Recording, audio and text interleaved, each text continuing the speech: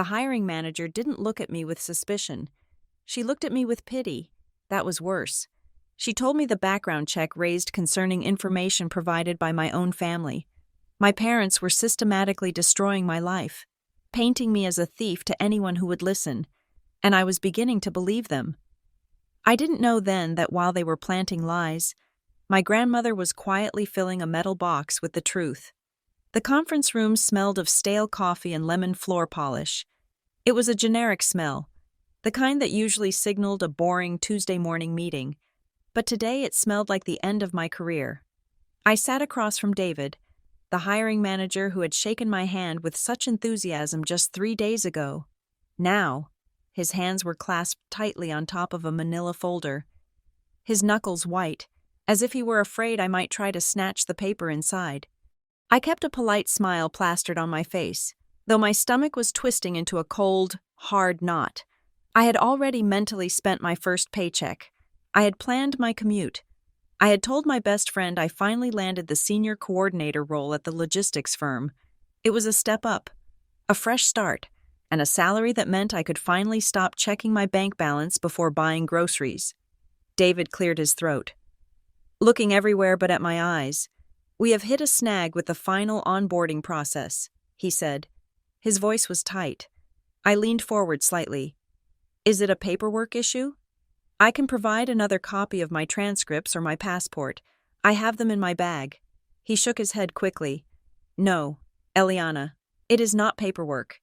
It is the reference check." I frowned. I had listed 3 former supervisors, all of whom I had excellent relationships with. I was meticulous about my reputation. I worked late. I fixed other people's mistakes, and I never left a project unfinished. "I do not understand," I said, keeping my voice steady. My previous directors assured me they would provide strong recommendations. David opened the folder, glanced at a sheet of paper, and then closed it again immediately. "It was not your listed references. We do a standard comprehensive background sweep. We received a call. It was an unsolicited character statement." "Unsolicited?" I asked. "Who would call you?" He took a breath. "A family member. They claimed to be your mother." The air left the room. My mother. I had not spoken to her in 6 weeks. Not since I declined to lend her money for a renovation project I knew didn't exist. But calling my employer? That was a line she had never crossed. She expressed deep concern. David continued, his tone shifting from professional to pitying, which was infinitely worse. "She wanted to ensure we knew about your history. She mentioned legal troubles regarding theft at previous positions. She said she did not want us to be blindsided if money went missing." I felt the blood drain from my face. "That is a lie," I said. My voice sounded thin, defensive. "I have never stolen a dime in my life. You can run a criminal background check. It will come back clean." "We did run it," David said. "It is clean, but in this industry, we handle sensitive client assets. When a direct relative goes out of their way to warn us about character flaws and pathological lying, we have to take it seriously." She was very convincing. "Eliana," she sounded heartbroken. "She said she just wanted to protect you from the temptation." I stood up. I could feel the tears pricking at the corners of my eyes, but I refused to let them fall. "This is retaliation because of a personal dispute. It has nothing to do with my professional competence." David stood up too, signaling the end of the conversation. "We have decided to rescind the offer. We cannot take the risk. I am sorry." I walked out of that building into the bright, blinding sunlight of the parking lot. I sat in my car, gripping the steering wheel until my hands shook. It was a mistake. It had to be a misunderstanding. My parents were difficult. They were manipulative, but they were not destroyers. They wouldn't sabotage my livelihood. I was wrong. 2 days later, a second opportunity, a freelance consulting gig I had lined up as a safety net, evaporated. The email was brief. "We have decided to go in a different direction based on new information regarding your reliability." I stared at the screen. Reliability. That was the word my father liked to use. "Eliana has reliability issues," he would say to relatives at Thanksgiving, usually after I had refused to cancel my own plans to run an errand for him. I was still trying to process the job losses when the war came to my home. I lived in a duplex in a quiet neighborhood. My landlord, Mr. Henderson, was a retired mechanic who mostly left me alone as long as the rent check cleared. I came home on Friday evening to find him waiting on the front porch, sweeping leaves that weren't there.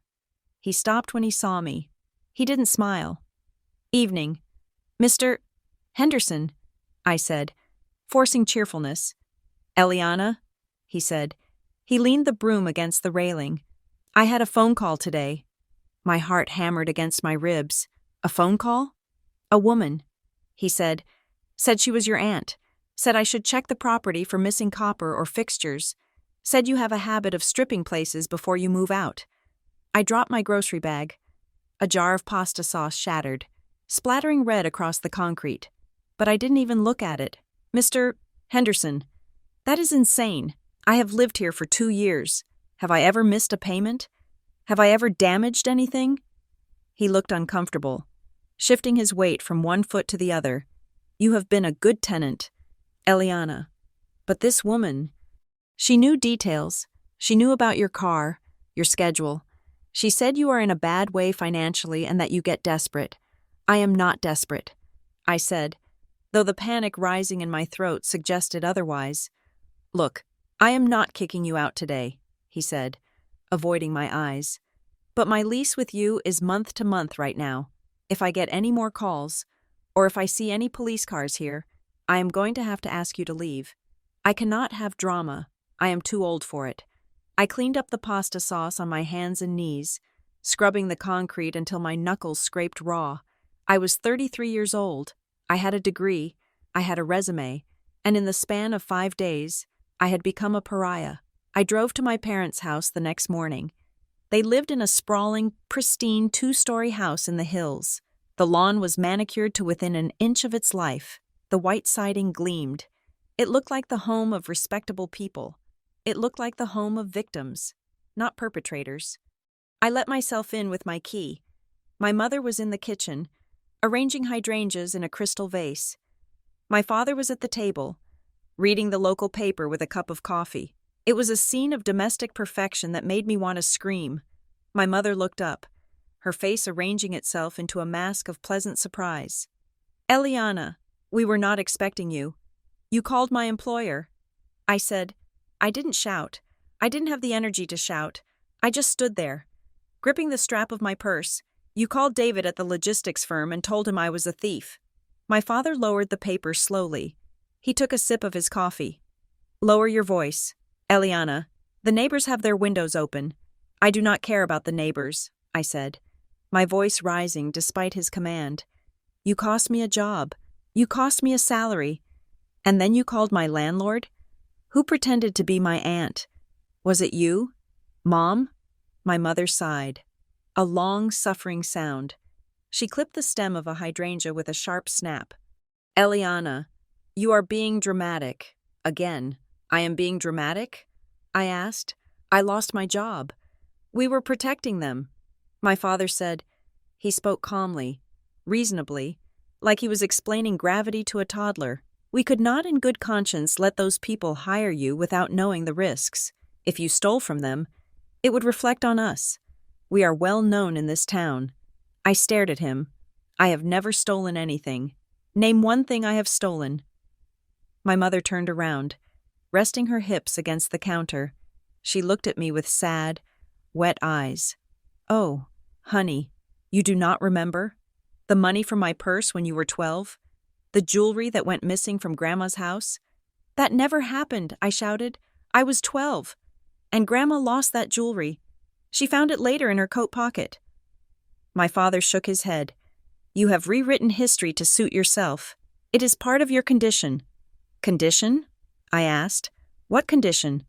"You are unstable," my mother said softly. "You have been spiraling for months. We can see it.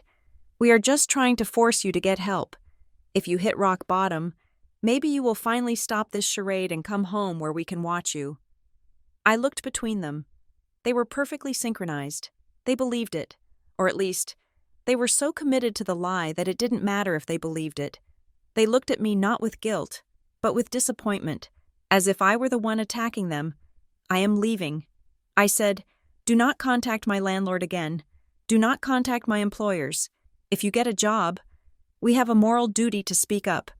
My father said, it is for your own good. I ran out of the house. I felt like the walls were closing in. As I reversed down the driveway, I saw my mother watching from the window. She waved, a small, sad flutter of her hand. The psychological pressure did not hit me all at once. It seeped in like water into a basement. Over the next 3 days, I became a prisoner of my own mind. I sat in my living room with the blinds drawn. Every time my phone buzzed, I jumped. Was it another rejection? Was it Mr. Henderson telling me to get out? I started rehearsing conversations in the shower. I would argue with my father, proving him wrong with logic, but in my head, he always had a calm answer that made me sound crazy.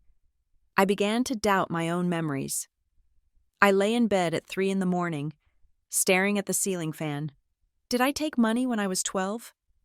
I remembered asking for $5 for the movies and Mom giving it to me, but maybe I took 10? Maybe I didn't ask? No. I sat up, clutching the sheets. I knew who I was. I was honest. I returned grocery carts. I corrected cashiers when they gave me too much change. But why were they doing this? That was the question that ate at me. Spite? Control? Just because I didn't lend them money? It felt too coordinated for simple pettiness. They weren't just being mean. They were being tactical. They were salting the earth so nothing could grow around me.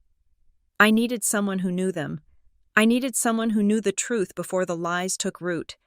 I needed Maris, my grandmother. Maris Morgan lived in a small, weathered bungalow on the edge of town. She did not have a manicured lawn. She had a garden full of prickly rose bushes and herbs that smelled like medicine. I hadn't visited her in months, mostly because my parents always insinuated that Maris was losing her mind. She is getting confused. My mother would say, it is best not to disturb her. Now, I wondered if that was a lie too. I knocked on her heavy oak door. It opened immediately, as if she had been standing behind it waiting. Maris was 82, but she stood straight. She wore a gray cardigan and spectacles on a chain. Her eyes were sharp, scanning my face like she was reading a map. "Grandma," I said, and my voice cracked. I stepped inside and tried to hug her, needing that softness, that smell of lavender and old paper. She hugged me briefly, stiffly, and then pulled back. She held me by the shoulders. "You look terrible. Eliana, your eyes are red. You haven't been sleeping. They are ruining me." I whispered, "Mom and Dad, they told my job I was a thief." Maris didn't gasp. She didn't look shocked. She didn't offer me a cookie or tell me it would be okay. She turned and walked into her kitchen. "Come here," she said. "Sit down." I followed her. The kitchen table was clear except for a notepad and 2 pens. "Tell me exactly what they said," Maris commanded. She picked up a pen. "Not what you felt. What they said. The specific words." I sat down, confused. They said they were protecting people. They said I had a history of theft. They mentioned the jewelry you lost years ago. Maris wrote something down. She looked up. "Did they mention a specific amount of money?" "No," I said. Just that I was a thief." "Did they contact your bank?" she asked. "I don't think so. Just my landlord and 2 employers. Dates," Maris said. "When was the first call?" "Tuesday." I said, "And the second?" "Thursday." Maris wrote the dates down in a neat, cramped hand. She wasn't acting like a grandmother. She was acting like a detective. "Grandma, why aren't you surprised?" I asked. "I came here because I don't know. I thought you would tell me they were crazy." "They are not crazy," Maris said without looking up. "They are calculated, and you are late." "Late?" I asked. "I expected this 2 years ago." She said, she put the pen down. She looked at me, and for the first time, I saw a flicker of deep, ancient sadness in her eyes, but it was quickly replaced by steel. "I told myself that when they started on you, I would be ready. They have run out of other options. Now they need to burn you down to cover their tracks." "Cover what tracks?" I asked. Maris stood up. She walked to the hallway closet. I heard the sound of a key turning, then the heavy scrape of metal on wood. She came back carrying a gray metal lockbox. It looked fireproof, heavy and dented. She placed it on the table between us. "This is the contingency plan," she said.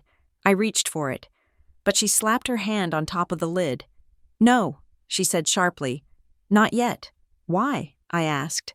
"Because you are emotional," Maris said. "You are hurt. You want to scream at them. You want to post on social media and tell everyone your parents are liars. I do." I admitted. "I want to defend myself." "If you do that, you lose," Maris said. "They are charming. Eliana, they are volunteering at the food bank. They are donating to the library. They have spent 10 years building a reputation as the saints of this community. If you start screaming, you will look exactly like the unstable daughter they are describing." I slumped in the chair. "So what do I do? Just let them starve me out?" "No," Maris said. "We fight. But we fight with paper. We fight with law. And we fight quietly." She took her hand off the box, but kept it locked. "Inside this box is a paper trail. I started collecting it 5 years ago. I have bank statements they think were destroyed. I have letters. I have proof that the narrative they are spinning about you is a projection of what they have been doing themselves." "What have they been doing?" I asked, a chill running down my spine. "Stealing," Maris said simply, "but not from employers. They steal from trust. They steal from family. And they have been using your name to do it." "My name?" Maris ignored the question. She reached into her pocket and pulled out a business card. She slid it across the table. "Go see this woman," Maris said. "She is not a family friend. She is a shark. I paid her a retainer 3 years ago to be available for you when this happened." I looked at the card.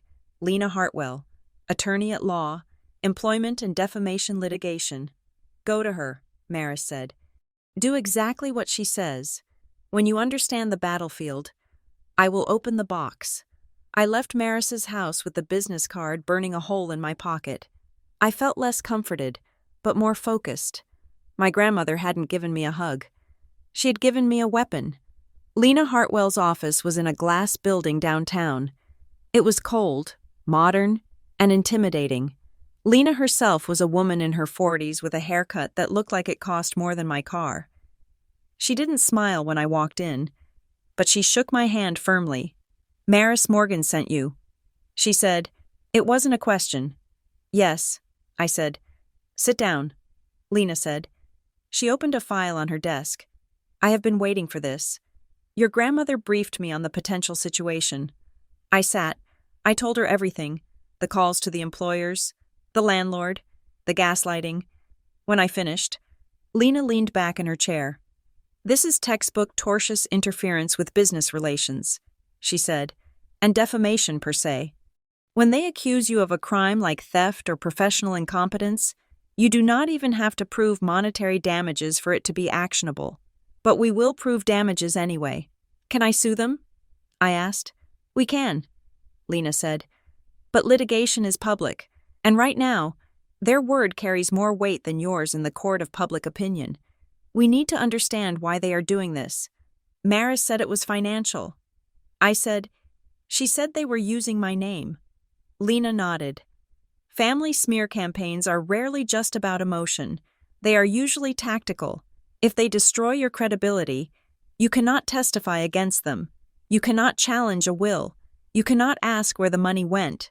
If you ask, they just point to your record and say, 'She is a thief and a liar. Do not listen to her.'" She stood up and walked to the window. "Your parents have been busy. Eliana, do you know what they have been doing for the last year?"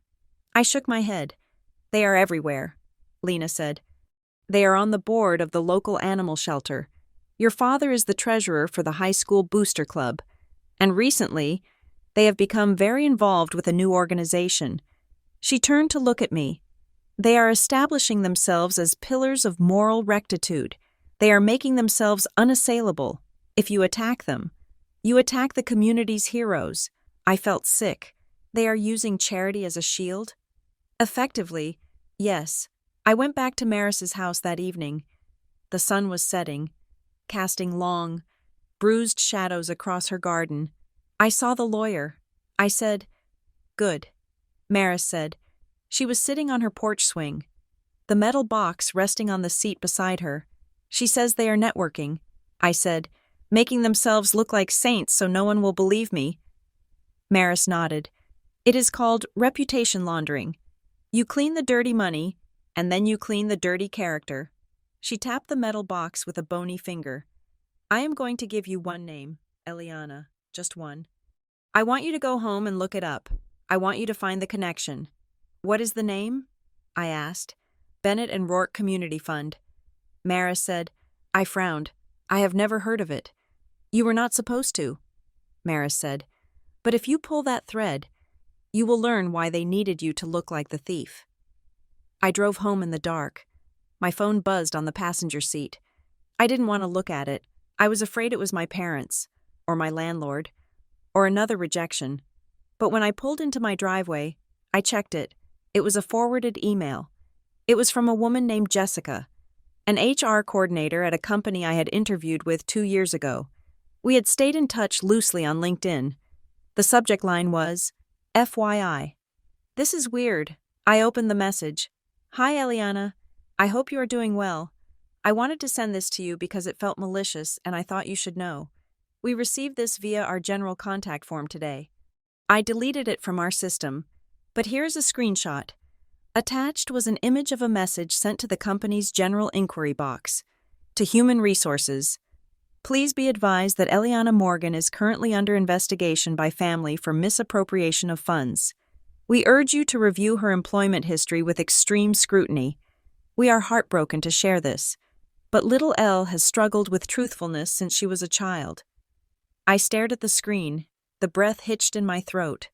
Little Elle. That wasn't a generic nickname. That was what my father called me when I was learning to ride a bike. That was what he called me when he tucked me in at night. It wasn't an anonymous stranger. It wasn't a misunderstanding. It was my father. And he wasn't just trying to stop me from getting a new job. He was reaching back into my past, trying to poison connections I had made years ago. He was trying to erase me completely. I looked at the phone, then at the dark windows of my empty duplex. I remembered Maris's face. We fight with paper. I took a screenshot of the email. I opened a new folder on my laptop. I named it Evidence. Then I opened a search engine and typed in the words Maris had given me. Bennett and Rourke Community Fund. The cursor blinked. The war had begun. My life became a series of rows and columns. Before the accusations, I had been a person who lived in the moment. I laughed loudly in movie theaters. I bought coffee without keeping the receipt. I trusted that my memory was a sufficient record of my existence, but now, I lived in a spreadsheet. I sat at my kitchen table, the laptop screen glowing blue against the dim light of the dining room. It was 2 a.m. I could not sleep. Every time I closed my eyes, I saw my father's face, calm and reasonable, explaining to a stranger that his daughter was a pathological liar. So I typed, date, October 12th. Time, 9:15 in the morning. Caller, unknown, likely a recruiter for the marketing position. Outcome, voicemail left, call never returned. Note, 2 days prior. Mom asked if I had applied anywhere new. I logged everything. If the phone rang and no one spoke, I logged it. If an email from a friend felt unusually cold or brief, I logged it. I created a separate document for my emotional state, password protected and buried 3 folders deep. I named it Daily Status, October 12th, panic attack in the grocery store aisle. Felt like everyone was looking at me, wondered if the cashier had been warned. Had to leave the cart and walk out. I am not crazy. I am reacting to stimuli. I am not crazy. I had to write it down because I knew their strategy. They were waiting for me to explode. They were poking me with sharp sticks, hoping I would scream in public so they could point a finger and say, "See? We told you she was unstable." If I was going to survive this, I had to be a stone. I had to be a camera. I had to be a court reporter in my own life. The next morning, I dressed in my most professional blazer. It was navy blue, sharp and armor-like.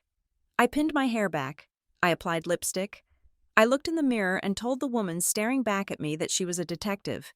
Not a victim. I had a name. Bennett and Rourke Community Fund. I had looked it up online. But the website was vague. It featured stock photos of smiling diverse families and generic text about empowering local futures and strategic community investment. There was no staff list.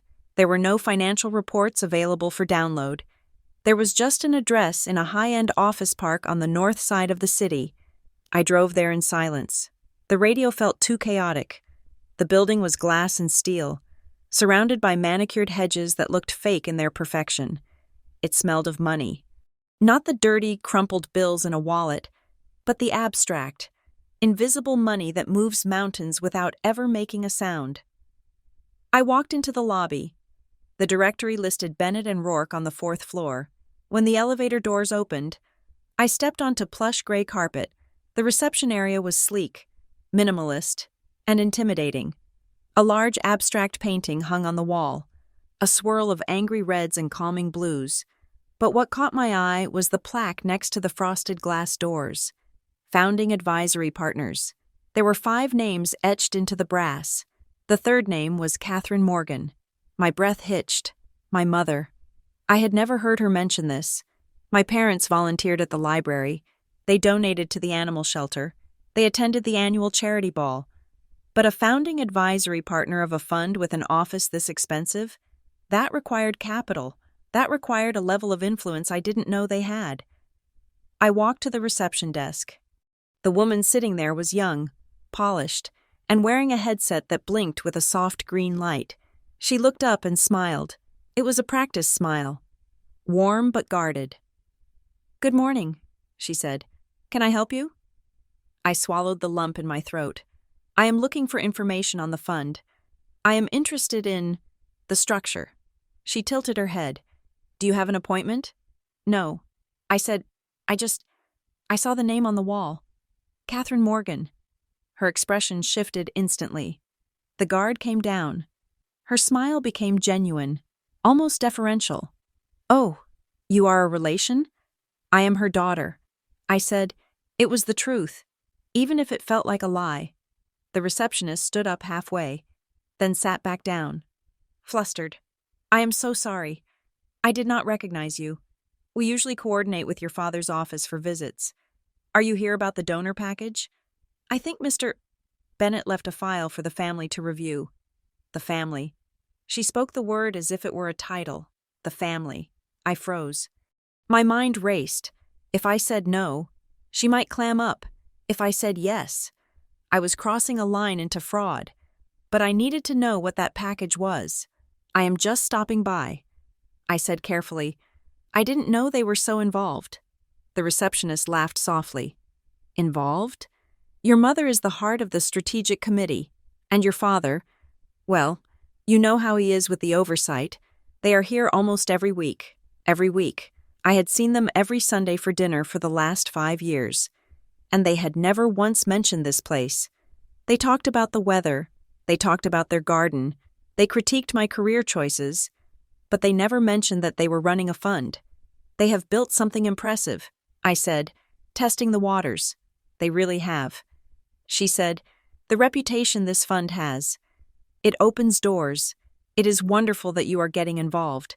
Your mother mentioned you might be taking on a role eventually." My blood ran cold. "She mentioned me?"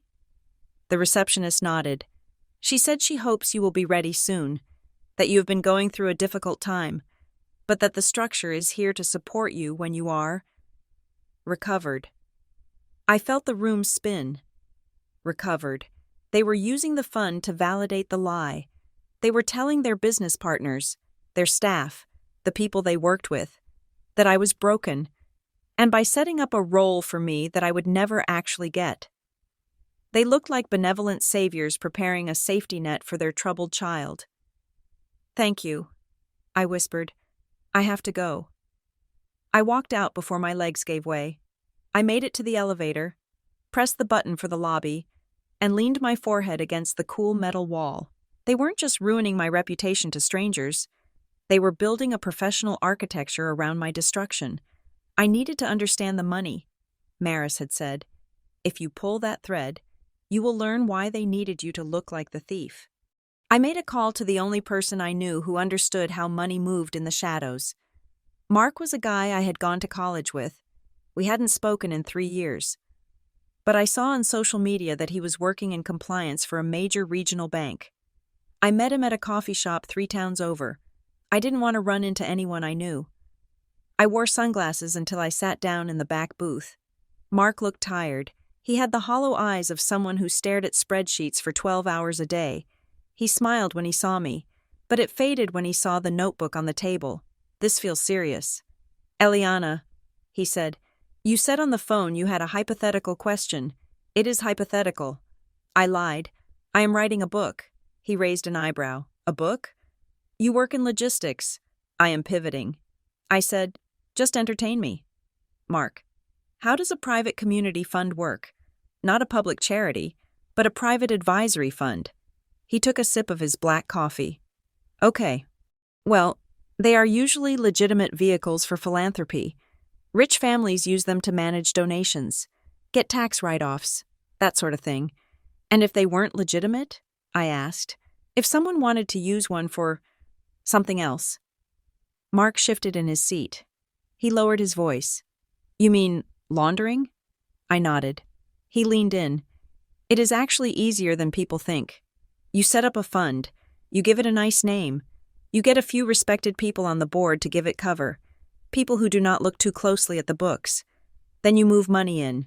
From where? Anywhere. He said, maybe you have cash you cannot explain. Maybe you are skimming from a business. You donate it to the fund. It looks like charity. You get a receipt. The money is now clean. But how do you get it back out? I asked. If it is in the fund, isn't it stuck there? That is the trick. Mark said, you do not take it out as cash. You pay consultants. You pay advisors. You pay for services. The fund hires a consulting firm, which you also own, secretly, to do a study on community needs. The fund pays the firm $50,000. The firm produces a 10-page PDF. The money is now in your firm's account, and it looks like a business expense. And the reputation? I asked. That is the best part, Mark said. While you are moving this money, you get to walk around town calling yourself a philanthropist. You get plaques on walls. You get invited to galas. The more you steal, the better you look. I felt a chill that had nothing to do with the air conditioning. It matched perfectly. The founding advisory partner title, the polished office, the way my parents had suddenly become community pillars in the last few years. But why attack me? I asked. Why destroy the daughter? Mark shrugged. Distraction, or justification. If the money flows out to something that looks like a personal expense, you need a story. We had to pay for legal fees. We had to cover a debt. If you have a family member who is a known problem, a gambler, a thief, an addict, they become a line item. They become a sinkhole you can throw money into, and no one questions it because they pity you. I stared at him. The puzzle pieces clicked together with a sickening sound. I was the sinkhole. Mark looked at me. His face paled. Eliana, this isn't for a book, is it? I didn't answer. Who is it? He asked. Bennett and Rourke. I said. Mark flinched. He actually physically recoiled. Whoa, you know them? Everyone in banking knows them, he said. They move a lot of volume. High-level connections. Eliana, if this is about them, stop. Why? Because people who operate at that level do not like loose ends, and they have lawyers who cost more per hour than I make in a week. He stood up. He left his coffee unfinished. It was good to see you. Eliana, but lose my number. Seriously, do not call me about this again. I watched him walk away. He was afraid, and that validated everything. Maris was waiting for me. The metal box sat on her kitchen table like a bomb that had not yet detonated. She had made tea, but neither of us drank it. I saw the office. I said, Mom is a partner. Maris nodded slowly. And I talked to a friend in compliance. I continued. He told me how they do it. They move money in. They pay themselves out through fake vendors, and they use a problem family member as a cover for the leaks. Maris reached out and placed her hand on the gray metal lid. You are smart, Eliana. You always were. That is why they fear you. She took a small brass key from the pocket of her cardigan. She inserted it into the lock. The click sounded like a gunshot in the quiet kitchen. She lifted the lid.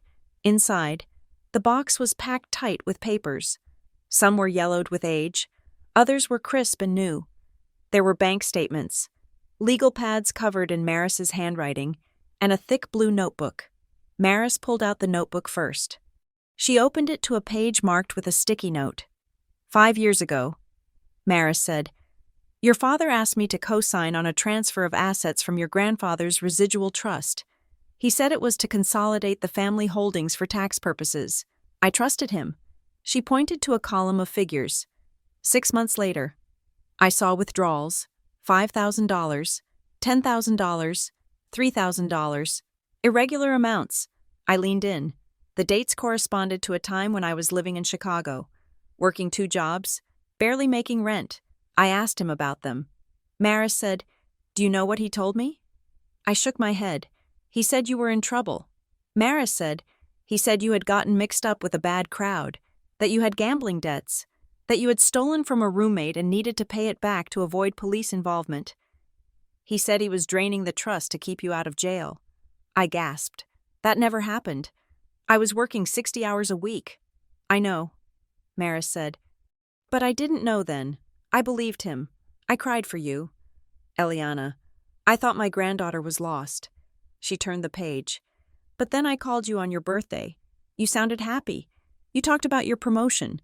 You talked about your new apartment. You didn't sound like a girl on the run from bookies. So I started digging. Maris reached into the box and pulled out a sealed envelope. It was thick. She handed it to me. Open it. My hands shook as I tore the flap. Inside was a letter, handwritten by Maris, dated 3 years ago, to Eliana. If you are reading this, it means they have come for your reputation. I am sorry I could not stop them earlier. I confronted your parents on Christmas Eve, 2023. I asked for proof of your debts. I asked for the police reports they claimed existed. Your father became enraged. He told me I was senile. He told me I was confused. But your mother just smiled. She said, Mother, we are saving her life. Why do you want to ruin it? They are lying. I checked with the court clerks in Chicago. You have no record. I checked with your landlord. You were never late on rent. The money did not go to you. It went to a shell company called Veritas Consulting. They stole from the family trust, and they made you the villain of the story to explain the missing capital. I put the letter down. I felt sick. Physically, violently sick. They had been telling people I was a criminal for years. Long before they called my boss, they had practiced the lie on Maris. They had refined it. This is why they are doing this now. Maris said softly, you moved back home. You started getting successful. If you are successful, if you are stable, the lie falls apart. People might start asking where the money really went if Eliana Morgan isn't actually a drug addict or a thief. They have to destroy me to keep their alibi. I realized, Maris nodded, if you are credible, they are criminals. If you are crazy, they are saints. She reached back into the box. There is more, but first, you need to talk to the lawyer again. We need a strategy. Lena Hartwell's office felt different this time. The first time, I had been a panicked woman losing her job. Now, I was a client with evidence. I laid the notebook and Maris's letter on her desk. Lena read them in silence. She put on a pair of reading glasses, her eyes scanning the lines with laser focus. When she looked up, her expression was grim. This changes the landscape, Lena said. We are not just looking at defamation. We are looking at fraud, possibly embezzlement, depending on the structure of that trust. So we sue them? I asked. Lena tented her fingers. Not yet. If we file a lawsuit now, they will counterclaim. They will claim you are coercing your grandmother. They will claim the documents are forged or that Maris is mentally incompetent. They have prepared for this, Eliana.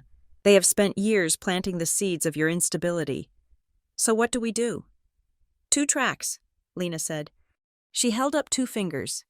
Track 1. We stop the bleeding. I will send formal cease and desist letters to your parents. I will cite the specific calls to your employers. We will put them on notice that we are watching. That usually stops the amateur gossip. And track 2? I asked. Investigation, she said. Quiet, deep investigation. We need to find where the money went. We need to link Veritas Consulting, or whatever shell they are using now, directly to them. We need forensic accounting. She opened her drawer and pulled out a file. But there is something else you need to know. Eliana, we ran a deeper check on your background report. The one the background check vendor flagged. My heart skipped a beat. What did you find? Usually, when a background check comes back with a flag, it is because of a criminal record or a credit issue. Yours was flagged manually. Manually? There was a private note attached to your file in the vendor's internal system. It is highly irregular. It said, subject is known to use aliases and has pending litigation regarding fraud. Verify all distinct identifiers. Who put that note there? I asked. That is the question, Lena said. A random parent cannot just call a background check company and add a note to a file. You need access. You need a vendor account. My father. I said, he used to work in insurance. He knows how these systems work. Or, Lena said, someone they are working with knows. This suggests they are not just gossiping at parties. They are manipulating the data streams that employers use to vet candidates. This is systemic sabotage. I felt a wave of cold anger. They were hacking my life. We are going to find out who submitted that note, Lena said. We will subpoena the vendor logs. But Eliana, you need to be careful. If they know we are digging, they will escalate. Let them, I said. I am done hiding. The escalation came sooner than I expected, but not in the way I thought. It was the annual Founders Gala for the local library. My parents were on the host committee. I wasn't invited, obviously, but the event was held in the public park downtown. Under a massive white tent, the sides were open. I went. I didn't go to cause a scene. I went to watch. I needed to see them with my new eyes. I needed to see the performance. I stood near the edge of the tent, hidden by the shadows of a large oak tree. The band was playing soft jazz. People were holding champagne flutes, laughing, mingling, and there they were. My father was wearing a tuxedo. He looked distinguished, silver-haired and tall. He was shaking hands with the mayor. He threw his head back and laughed at something the mayor said, a rich, baritone sound that projected confidence. My mother was in a shimmering blue gown. She was holding the arm of a woman I recognized as the high school principal. My mother looked concerned, empathetic. She was leaning in, listening, patting the woman's hand. They looked perfect. They looked like the bedrock of the town. I watched a young man approach them. A waiter, maybe, or a junior staffer. My father's smile vanished for a split second. He said something sharp, something quick, and the young man scurried away. Then the smile returned, bright and false. It was a mask. I could see the seams now. Then, my father stopped. He turned his head slowly, scanning the perimeter of the tent. He wasn't looking at the guests. He was looking at the darkness. His eyes swept past the oak tree. He didn't see me. I was sure of it. But he sensed me. He was like an animal sniffing the wind. He knew the threat was out there. He leaned down and whispered something to my mother. She stiffened. She didn't look around. She just gripped his arm tighter. They were afraid. For the first time in my life, I realized that their power wasn't infinite. It was fragile. It required constant maintenance. It required the silence of the victim. And I wasn't silent anymore. I turned and walked away into the night, leaving the jazz music behind. I went back to Maris's house to return the notebook. She was already in bed, but she had left the box unlocked on the table for me. I sat down to put the notebook back. As I did, a loose paper fluttered out from between the pages of a bank statement. I picked it up. It was a photocopy of a document, beneficiary designation form, account, the Morgan Family Trust, date, January 14th, 2018. I scanned the lines, primary beneficiary, Eliana Marie Morgan, percentage, 100%. It was a document designating me as the sole beneficiary of a trust I didn't know existed, but there was a second page stapled to it. Change of beneficiary request. Date: February 2nd, 2018. Primary beneficiary: the Bennett and Rourke Community Fund. Percentage: 100%. Reason for change: beneficiary incompetence/incapacity. My hand shook so hard the paper rattled. Incompetence/incapacity. They hadn't just stolen the money, they had legally declared me incompetent, on paper, at least within the bank's internal logic, to justify moving the assets into their own fund. They had declared me unfit to hold my own inheritance 3 weeks after I'd graduated with my master's degree. I stared at the signature at the bottom of the change form. It was my father's signature, and next to it, a witness signature. Witness: Vivian Rowe.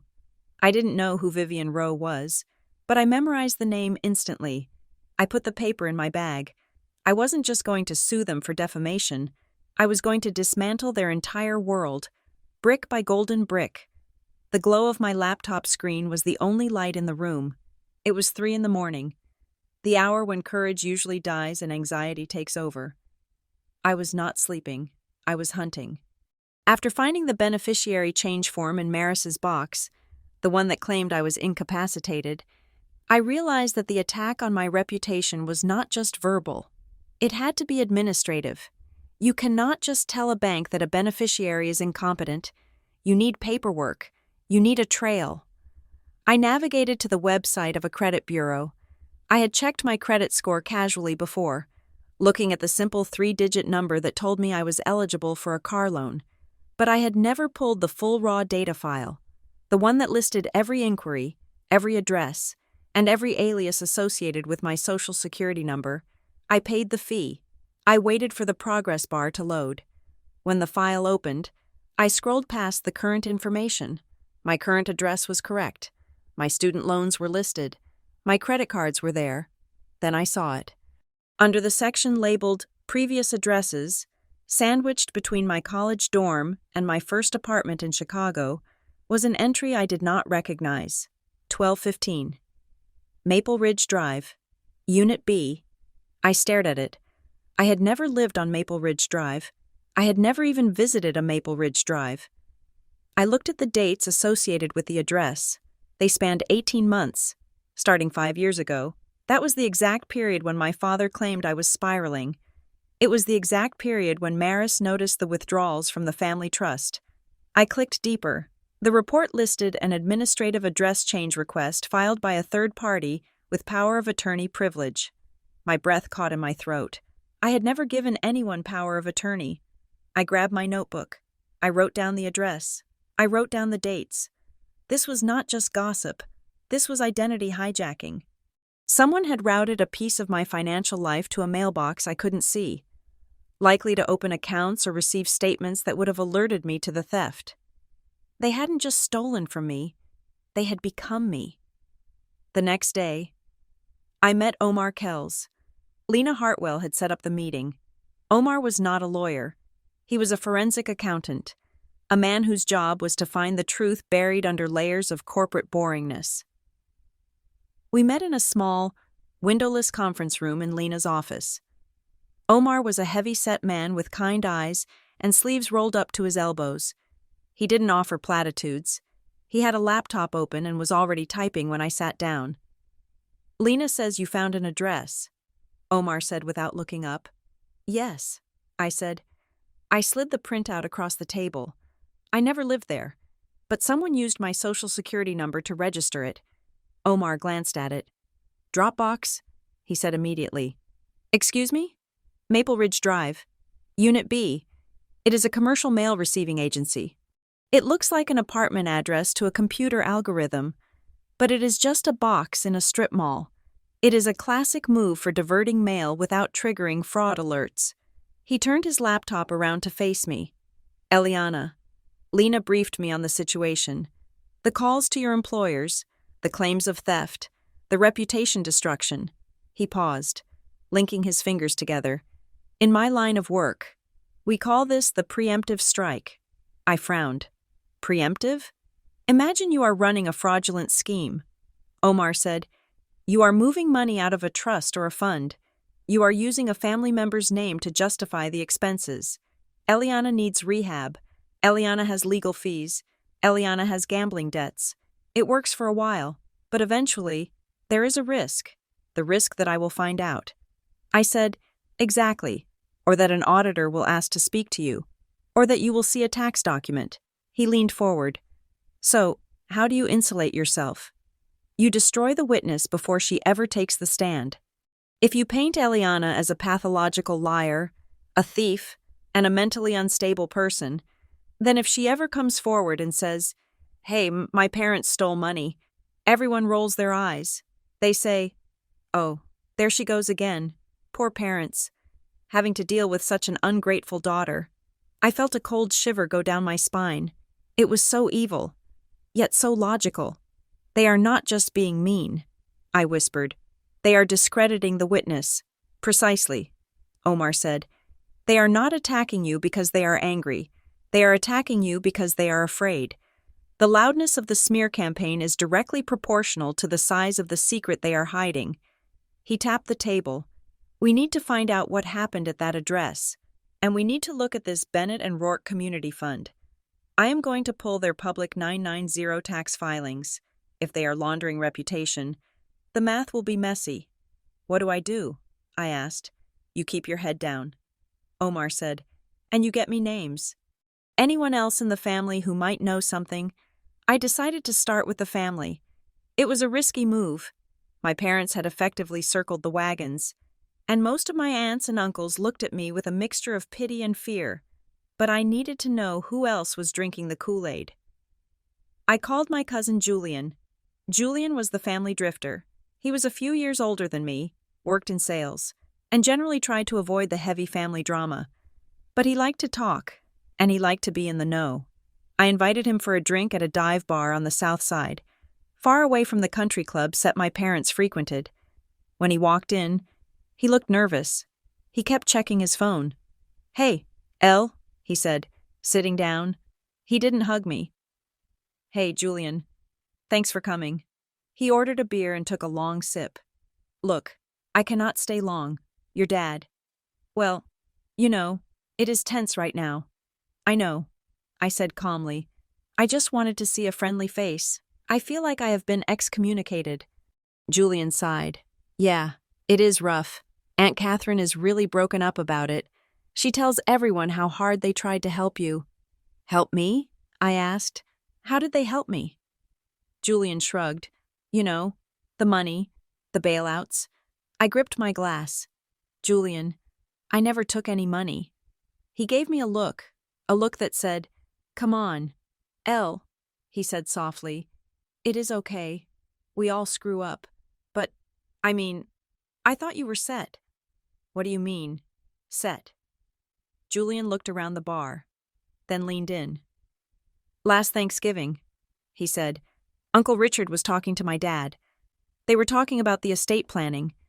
Richard said they had already cashed you out. He said you got your share early because you needed it.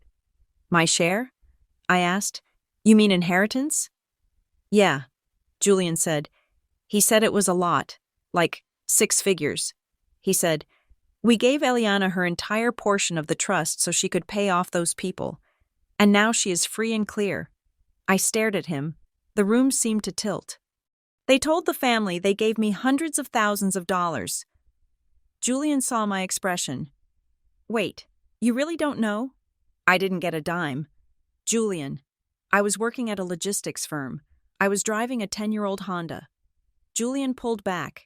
He looked uncomfortable. He looked like he had said too much. Look, maybe I misunderstood. He said quickly, I was drinking. You know how Richard talks. He finished his beer in one gulp. I have to go. Elle, seriously, just fix it with them, okay? Apologize or something. He stood up and practically ran out of the bar. I sat there for a long time. We gave Eliana her entire portion. They hadn't just used my name for expenses.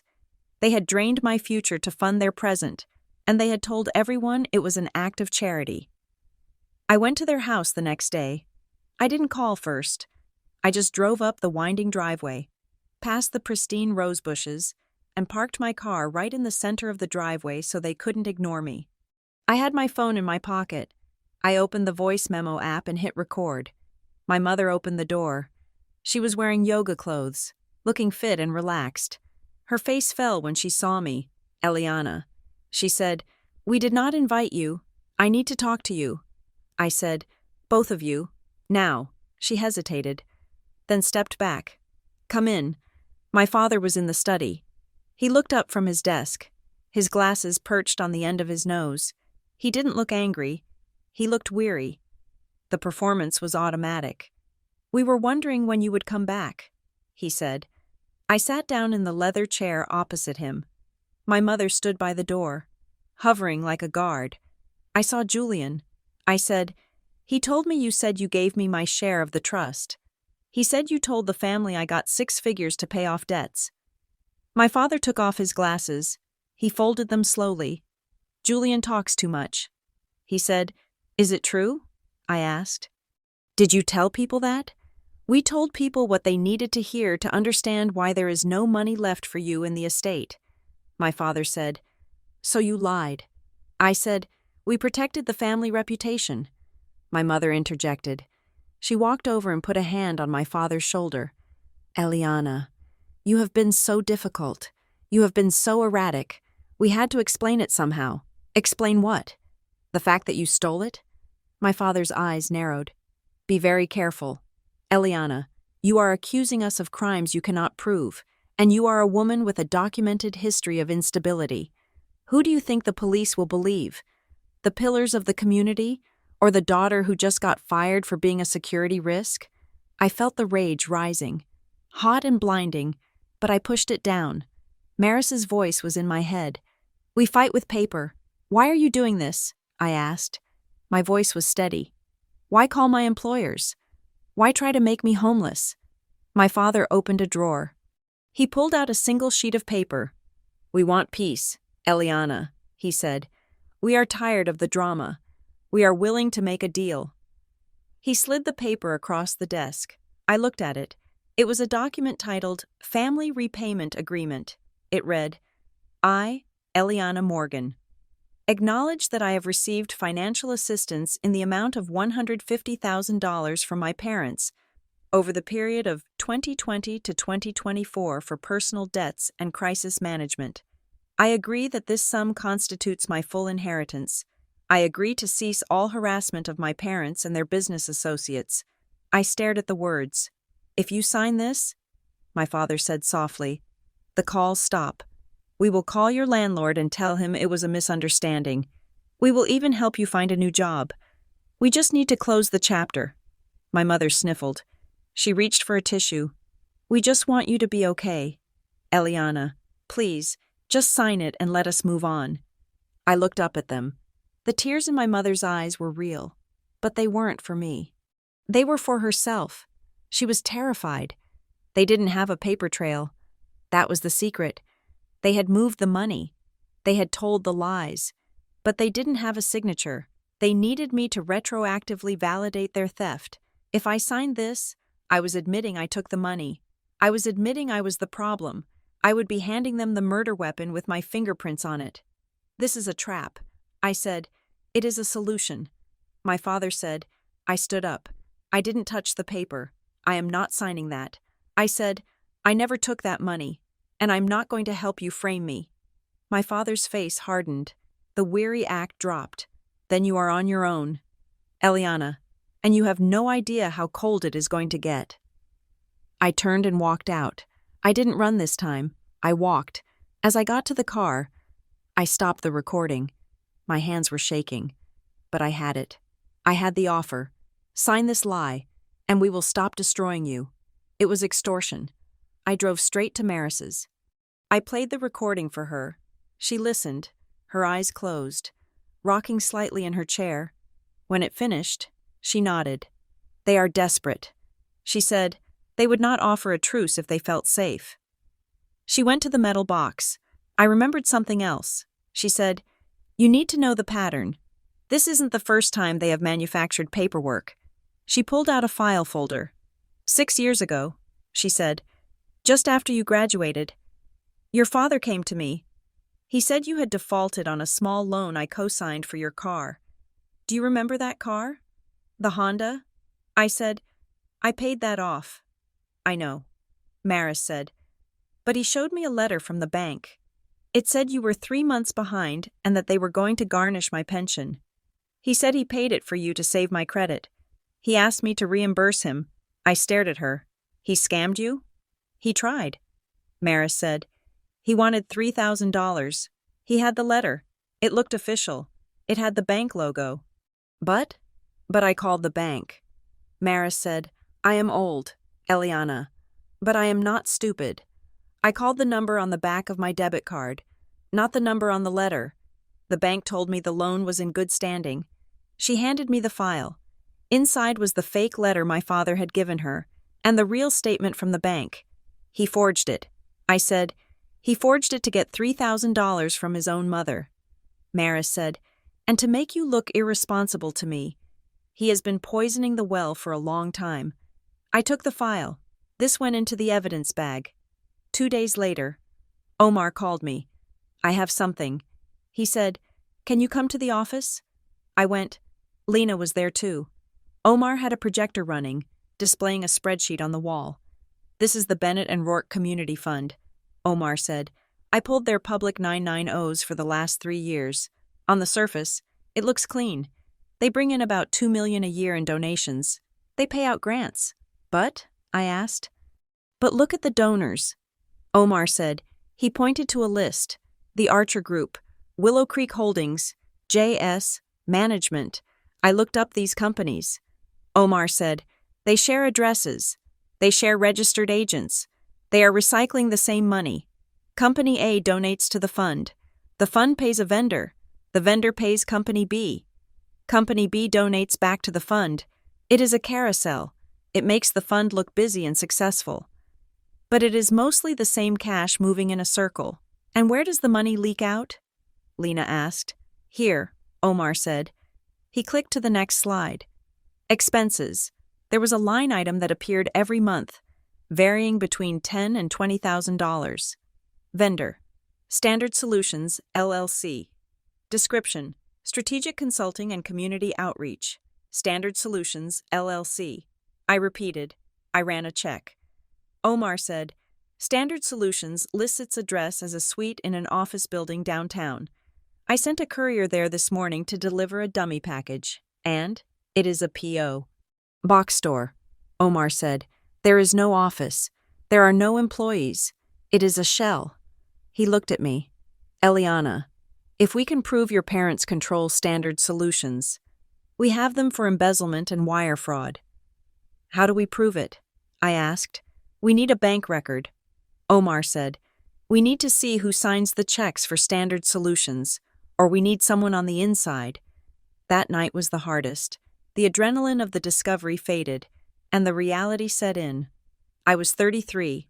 I was unemployed. My parents were criminals who had successfully convinced the world I was the criminal. I sat on my living room floor, surrounded by papers, credit reports, fake loan letters, the transcript of the extortion attempt. I felt small. I felt dirty. I checked LinkedIn. My profile view count was up. People were looking, probably people who had heard the rumors. Did you hear about Eliana? Such a shame. I wanted to post everything. I wanted to upload the recording of my father. I wanted to burn them down.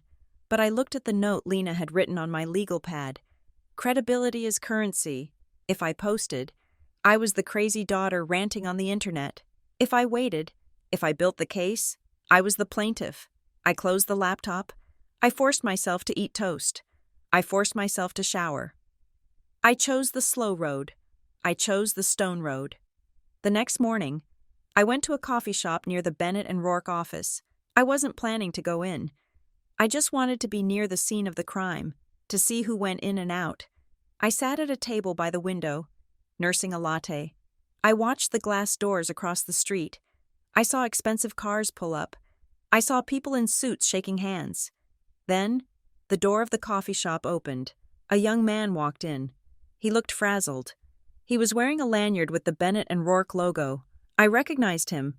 He was the guy from the gala, the one my father had snapped at. He ordered an iced coffee. He looked around the shop, scanning the tables. His eyes landed on me. He didn't look away. He hesitated, then walked over. "You are Eliana Morgan," he said quietly. I tensed. "Yes." He glanced at the door, then sat down opposite me without asking. "I am Leo," he said. "I work in donor relations." "I know." I said, "I saw you at the gala." Leo nodded. "Your father is a piece of work." I didn't say anything. I waited. "Look, I cannot stay," Leo said. "But there is weird stuff happening at the office." "Weird how?" "People are asking questions." Leo said, "About you? About me?" "Your mother sent an email last week to the entire senior staff." Leo said, "She instructed us that if anyone calls asking about you, or if any background check requests come in, they are to be routed directly to her or your father.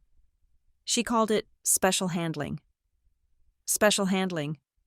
I repeated, "It was weird." Leo said, "Usually, we just send those to HR." But she was intense about it. She said it was a legal matter. He reached into his bag. "I printed this before I left yesterday." He said, "If they catch me, I am fired. But I don't like bullies, and I don't like the way they talk about you when you aren't there." He slid a folded piece of paper across the table. I took it. It was an internal email. From Catherine Morgan, Senior Staff. Subject, Urgent. Security Protocol / Eliana Morgan. Effective immediately. Any external inquiries regarding Eliana Morgan are to be flagged as high risk. Do not respond. Forward all correspondence to myself or Richard Morgan. We are managing a sensitive family legal situation involving theft and harassment. Under no circumstances is information to be released without our approval. It was dated 3 days ago. Thank you, Leo, I whispered. You have no idea how important this is. Leo stood up. He looked terrified but resolved. Be careful, he said. Vivian Rowe. The board chair? She is tight with them. If you come at them, she will protect them. He walked out before I could say anything else. I looked at the email. Sensitive family legal situation involving theft. They were putting it in writing on company servers. This wasn't just evidence of defamation. It was evidence that they were using the fund's resources to manage their personal cover-up. I drove home, my heart pounding. I had a witness inside. I had a document. When I got to my duplex, I checked the mail. There was a pile of bills, and one small, plain white envelope. There was no return address. It just said Eliana in block letters. The handwriting was jagged, disguised. I opened it on the porch. Inside was a single silver key. It looked like a locker key, and a slip of paper. Locker 114. Union Station. Don't bring your phone. I turned the key over in my hand. It was cold and heavy. Someone else was watching. Someone else knew. And they wanted to meet, but they didn't trust the digital world. I looked at the street. It was empty. I put the key in my pocket. I left my phone on the kitchen counter. I was going to the station. Union Station smelled of diesel fumes and floor wax. It was a scent that usually reminded me of departures, of going somewhere new. But today it smelled like a trap. I walked through the main concourse, keeping my head down, avoiding eye contact with the commuters rushing toward the platforms. My hands were in my pockets, in my right pocket. The silver key felt ice cold against my fingers. Locker 114. I found the bank of lockers near the north exit, tucked away in a corridor that buzzed with the hum of vending machines. It was quiet here. Too quiet. I checked over my shoulder. A man in a gray coat was reading a schedule on the wall. A janitor was pushing a mop bucket. Normal. Everything looked normal. I approached the locker. The number 114 was scratched and faded. I inserted the key. It turned with a stiff, heavy click. I opened the door just an inch. Inside, there was a thick manila envelope, nothing else. I grabbed it, shoved it into my tote bag, and walked away fast. I didn't run, but I walked with a pace that made my shins burn. I didn't stop until I was 3 blocks away, sitting in the back seat of a rideshare car, heading toward Lena Hartwell's office. Only then did I look inside. There were two things: a black USB flash drive, small and generic, and a bound stack of papers that looked like photocopies of a ledger. My hands shook as I pulled the papers out. The pages were stamped "confidential" at the top. They were accounting logs, rows and columns of transactions. Date: March 3rd. Amount: $12,000. Description: Community Outreach Initiative. Date: April 10th. Amount: $8,500. Description: Grant processing fee. Date: May 2nd. Amount: $15,000. Description: Strategic development. They looked innocent. They looked like the boring, bureaucratic churning of a nonprofit organization, but my eyes were drawn to the column on the far right. Routing destination. It was a string of numbers. I recognized them. I pulled out my notebook, the one where I had written down the details from my credit report. The routing number for the administrative address change, the fake apartment on Maple Ridge Drive where someone had hijacked my mail, was identical. The money wasn't going to community outreach. It wasn't going to grants. It was going to the same black hole where my identity had been stolen. Omar Kells looked at the documents with the intensity of a surgeon. We were in Lena's conference room again. The blinds were drawn. "This is it," Omar said softly. He tapped the paper. "This is the bridge. Explain it to me," I said. I was sitting on the edge of my chair, my nerves vibrating like a plucked wire. "Look at the flow," Omar said. "The Bennett and Rourke Community Fund receives donations from legitimate sources, wealthy locals, businesses wanting tax write-offs. That money is clean. Then, the fund pays out expenses to vendors. Standard Solutions, LLC, Veritas Consulting." He pointed to the routing number. "These vendors are ghosts. Eliana, they do not exist. They are just bank accounts linked to the Maple Ridge address. And who controls that address? The person who stole my identity." I said, "Correct. But here's the genius of it. If anyone asks where the money went, they point to the ledger. They say, 'We spent it on community outreach.' If an auditor asks for details, they produce a report from the fake consulting firm. It is a closed loop. But why the smear campaign?" I asked. "Why me?" "Because of this," Omar said. He flipped to a page near the back of the stack. There was a line item, highlighted in yellow marker by whoever had leaked the documents. Date: August 15th. Amount: $25,000. Description: Eliana Morgan, legal/medical intervention. I stared at my name. August 15th. That was the week I was moving into my new apartment. I wasn't in rehab. I wasn't in court. I was buying IKEA furniture. "They are expensing you," Omar said. "They are pulling money out of the fund and labeling it as crisis management for their troubled daughter. It serves two purposes. One, it gives them a tax-free way to pocket $25,000. Two, it reinforces the narrative that they are suffering saints who are draining their resources to save you. It is reputation laundering," Lena said from the head of the table. She looked furious. "They are using your destruction to balance their books." I felt a wave of nausea. They were selling my character for $25,000 a month. "We have enough," Lena said. She stood up. "I am sending the preservation notices. Today, the legal notices went out at 4 in the afternoon. They were aggressive." Lena didn't hold back. She sent formal letters to my parents, to the Bennett and Rourke Community Fund, and to the background check vendor. The letters demanded the immediate preservation of all records: emails, voicemails, and internal logs related to Eliana Morgan. They cited potential litigation for defamation, fraud, and tortious interference. It was a warning shot fired directly across their bow. I was at home, pacing my living room. When the response came, it wasn't a lawyer's letter, it was a text message. My phone buzzed on the kitchen counter. I picked it up. Sender: "Mom." I opened the message. "You are going to destroy your grandmother." I stared at the screen. The letters were stark, angry, and desperate. "She cannot handle this stress, Eliana. If she has a stroke, it will be on your hands. Stop this now." My fingers hovered over the keypad. I wanted to type back. I wanted to scream that they were the ones putting Maris in danger. Not me. but before I could reply, the phone rang. It wasn't my mother. It was Maris's neighbor, Mrs. Gable. Eliana? Mrs. Gable's voice was high and thin. Honey, you need to come over. She is not feeling well. I dropped the phone. I grabbed my keys. The drive to Maris's house was a blur of red lights and panic. I thought my mother had been right. I thought I had killed her. When I arrived, Mrs. Gable was on the porch. The ambulance wasn't there, which I took as a good sign. She got very dizzy. Mrs. Gable said. She sat down in the garden and couldn't get up. She said her chest felt tight. I ran inside. Maris was sitting on the sofa, a glass of water in her hand. She looked pale, her skin like parchment paper, but she was upright.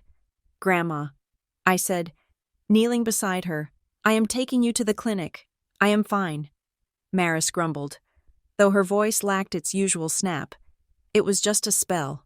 We are going, I said firmly. I drove her to the urgent care clinic on the east side. The doctor ran an EKG. He checked her pressure. High, he said. Very high stress response, but no heart attack. She needs rest. Absolute quiet. No drama. I sat with her in the small examination room while we waited for the discharge papers. The fluorescent lights hummed overhead. This is my fault. I said quietly, Mom texted me. She said I was going to kill you. Maris opened her eyes. She reached out and took my hand. Her grip was weak, but her fingers were warm. Your mother, Maris said, has been using guilt as a weapon since she was 6 years old. Do not let her use me as ammunition. I squeezed her hand. But maybe we should stop. Maybe it is too much. No, Maris said. She looked at the ceiling. Eliana, I have a confession. I looked at her. What is it? I saw this coming, she whispered. Not the fraud, not the fund, but the greed. I saw it in your father when he was 30. He always wanted more than he earned. He always felt the world owed him a lifestyle he couldn't afford. She turned her head to look at me. I bailed him out. Eliana, twice, once when you were a baby, and once when you were in high school. I covered his mistakes. I thought I was helping him, but I was teaching him that consequences are for other people. Tears gathered in the corners of her eyes. I created the entitlement that is trying to crush you, she said. I am not stressed because you are fighting. Eliana, I am stressed because I'm ashamed I did not fight them sooner. I kissed her hand. We are fighting now. I said, my parents did not stop. They escalated. 2 days after the preservation notices landed, the second wave hit. I had recently joined the Junior Board of City Arts, a nonprofit that ran after-school painting programs. It was a small thing, a way to rebuild my resume and meet people who didn't know my family. I loved it. I received a call on Tuesday morning from the board president, a woman named Sarah, who had always been kind to me. Eliana, she said. Her voice was stiff. Hi, Sarah, I said. I am working on the proposal for the spring showcase. I should have it to you by Friday. Actually, that is why I'm calling. Sarah said, the executive committee met this morning. We think it would be best if you took a step back from the board. I froze. Why? Sarah sighed. We received some communications regarding your standing with other organizations. Who contacted you? I asked. Though I knew, we were told that you are currently under investigation for financial impropriety at another foundation, Sarah said, and that you have a history of targeting nonprofits. Targeting? I repeated. Sarah, that is a lie. Who told you that? It came from a credible source. Eliana, look, we are a small organization. We cannot afford the risk, and we certainly cannot afford the drama. We need people who are beyond reproach. Beyond reproach. The phrase hung in the air like a guillotine blade. Please, Sarah, I said, if you just let me explain. We have already removed your name from the website. Sarah said, I am sorry. The line went dead. I sat at my kitchen table, the silence of the house pressing in on me. They were methodically snipping every thread that connected me to the world. They wanted me isolated. They wanted me unemployable, friendless, and alone. If I stayed in the dark, They would win. I stood up. I went to my closet and pulled out my best suit. It was a charcoal gray wool, sharp and serious. I wasn't going to hide. I was going to the source. Vivian Rowe was a legend in the city. She was the widow of a senator, a philanthropist whose name was on hospital wings and library rotundas. She was also the chair of the board for the Bennett and Rourke Community Fund. She was the shield my parents were hiding behind. I didn't make an appointment. I knew she held open office hours on Wednesdays at the massive downtown foundation she managed. I walked into the building. The security guard checked my ID. I waited in the lobby for 40 minutes until her assistant finally came down. "Ms. Rowe will see you for 10 minutes, the assistant said, looking at me with thinly veiled curiosity. Vivian's office was the size of my entire apartment. It had floor-to-ceiling windows overlooking the skyline. Vivian sat behind a desk made of glass and chrome. She was 60, elegant, with silver hair cut in a precise bob. She didn't stand up when I entered. "Ms. Morgan," she said. Her voice was cool, like water over stones. "To what do I owe this surprise?" I sat down without being asked. "I am here to save your fund, Mrs. Rowe," I said. Vivian raised a perfectly sculpted eyebrow. "Save my fund? That is a dramatic opening." I reached into my bag and pulled out a single sheet of paper. It wasn't the stolen ledger. It wasn't the flash drive. It was the email Leo had given me, the one from my mother demanding special handling of any inquiries about me. I slid it across the glass desk. "My parents, Richard and Catherine Morgan, are using your organization to run a personal vendetta," I said. "They are using your staff and your resources to deflect legitimate background checks. They are exposing the Bennett and Rourke Fund to massive liability for defamation and tortious interference." Vivian picked up the paper. She read it without her expression changing. Not a flicker of surprise, not a twitch of concern. She placed it back on the desk. "Your parents are founding partners, Eliana. They have been instrumental in our growth.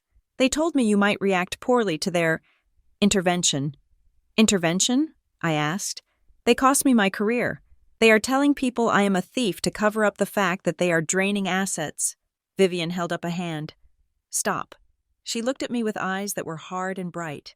"You are making serious accusations," she said. "Accusations that could damage very important work. This fund supports hundreds of families, and it is being used to destroy one." I said. Vivian stood up. She walked to the window and looked out at the city. "I will look into this email," she said. "If there has been a breach of protocol, it will be addressed. But Eliana," she turned back to me, "do not mistake my politeness for weakness. I protect this institution. If you are bringing me mess, I will clean it up. But I will not let you stain the reputation of this board with a family squabble." I stood up. "It is not a squabble, Mrs. Rowe. It is a crime scene." I walked out. I felt a strange mixture of triumph and dread. I had delivered the message, but Vivian Rowe hadn't looked like a woman who was shocked. She looked like a woman who was calculating the blast radius. As I left the building, my phone buzzed. It was a text from an unknown number. "Be careful. Vivian is the one who introduced your father to the banking contacts. She isn't a judge. She is the architect." I stared at the phone. It had to be Leo. "Audits are managed," he had said. I realized then that I hadn't just walked into the lion's den. I had walked into the lion's dining room and asked for a menu. I went straight to Lena's office. Omar was there, looking tired. He had bags under his eyes and empty coffee cups stacked on the table. "How did it go?" Lena asked. "She knows," I said, "or she suspects. She wasn't surprised by the email. She just wanted to contain it." Omar nodded. "That tracks. I have been digging into Standard Solutions LLC and the other shell company, Veritas Consulting. What did you find?" "I traced the registered agent," Omar said. He pulled up a document on his laptop screen. Both companies were incorporated by a legal service called Sterling Associates.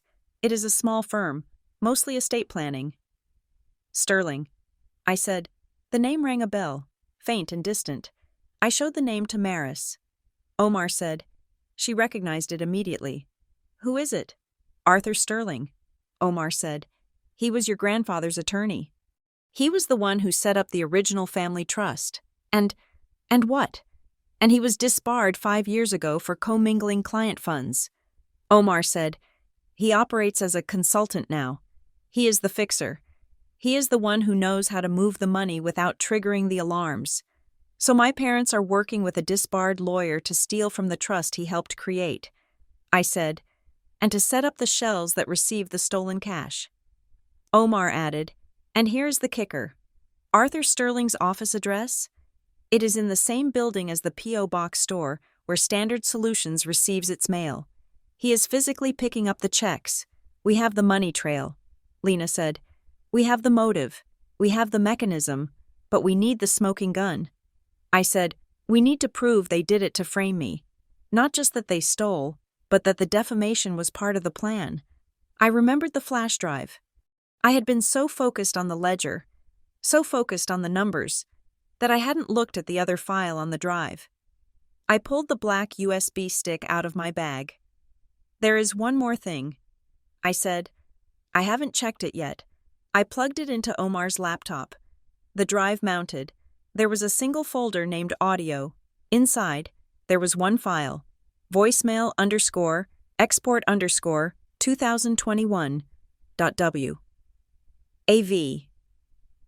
My heart started to hammer against my ribs. 2021. That was the year everything started. That was the year the administrative address change happened. Play it, I whispered. Omar clicked the file. The sound of static filled the room. Then, a beep. Then, a voice. It was my father.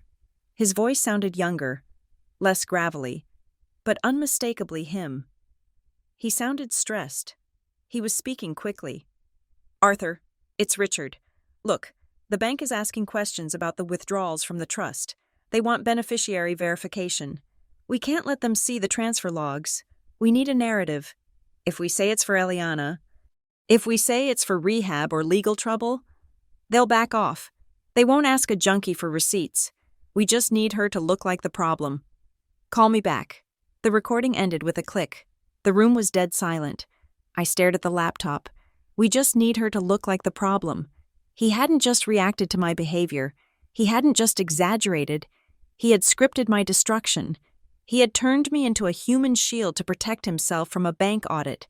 He had decided, in a single phone call, that his daughter's life was worth less than his reputation.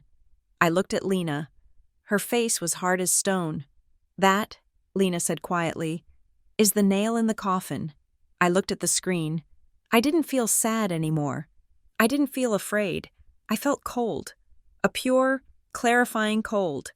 I am not going to step back. I said, I am not going to settle. I looked at the date on the file. They started this war. I said, but I am going to end it. The stacks of paper on Lena Hartwell's conference table were high enough to build a fortress. In a way, that was exactly what we were doing. We had spent the last 48 hours assembling what Lena called the nuclear option. It wasn't just a lawsuit, it was a dismantling. Lena stood by the window, looking out at the gray city skyline. She turned to me, her face serious. We have 3 piles. Eliana, she said, pointing to the distinct stacks. She tapped the first one. This is the civil complaint, defamation per se, tortious interference with business relations, intentional infliction of emotional distress. We are naming your parents, the Bennett and Rourke Community Fund, and the shell companies as co-defendants. She moved to the second stack. This is the petition for a protective order. It documents the harassment, the stalking via the background check vendor, and the psychological abuse. If a judge grants this, they cannot contact you, they cannot contact your employers, and they cannot come within 500 feet of your residence. And the third? I asked. The third stack was the thickest. That, Lena said, is the packet for the State Attorney General's Charities Bureau. I looked at the binder. It was heavy. It contained the ledger scans, the analysis of the shell companies, and the proof that donor money was being funneled into private pockets. If we file this, Lena said softly, The Bennett and Rourke Fund is finished. They will freeze the assets. They will launch a criminal probe. It won't just hurt your parents. It will hurt everyone on that payroll. The receptionist, the program directors, the families who actually do get grants. I felt a knot of guilt tighten in my stomach. I thought about Leo, the young donor relations guy who had risked his job to give me the email. If I dropped this bomb, he would be unemployed. I don't want to destroy the innocent people. I said. I was staring at the binder. There are good people working there who have no idea their bosses are laundering money. Collateral damage is inevitable in a fraud case of this magnitude. Omar said. He was sitting in the corner, typing on his laptop. Eliana, you have to understand, your parents have tied their personal corruption to the structural integrity of that organization. You cannot cut out the cancer without bleeding the patient. I know, I said, but we have to be surgical.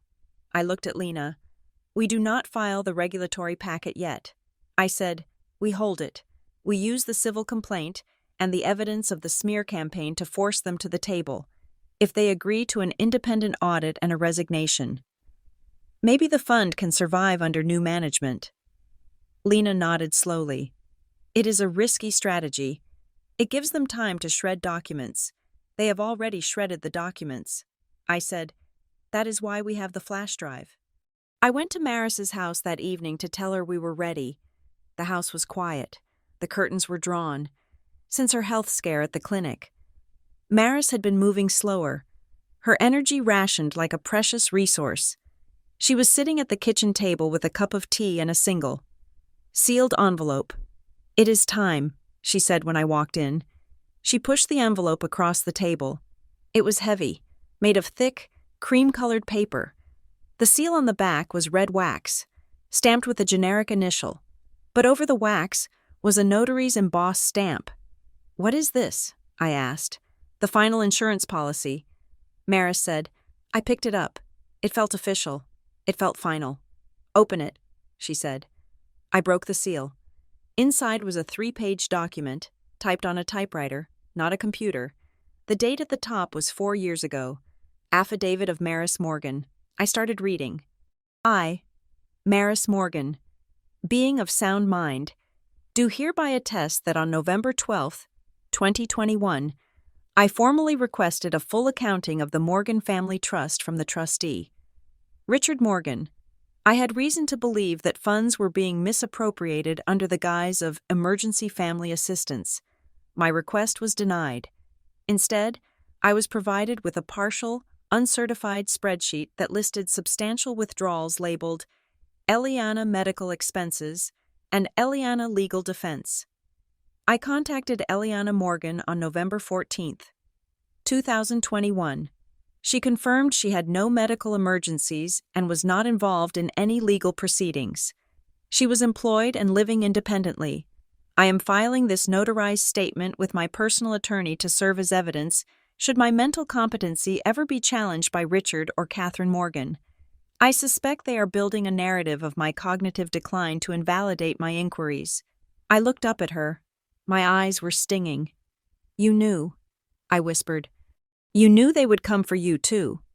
Maris took a sip of tea. Her hand trembled slightly, but her eyes were clear. They are predators. Eliana, predators always attack the weakest members of the herd first. They went after you because you were young and struggling. They will come after me because I am old. She pointed to the document. That affidavit proves that I was lucid, suspicious, and active 4 years ago. It proves that their story about helping Eliana was a lie they told me to cover their theft. I folded the document carefully.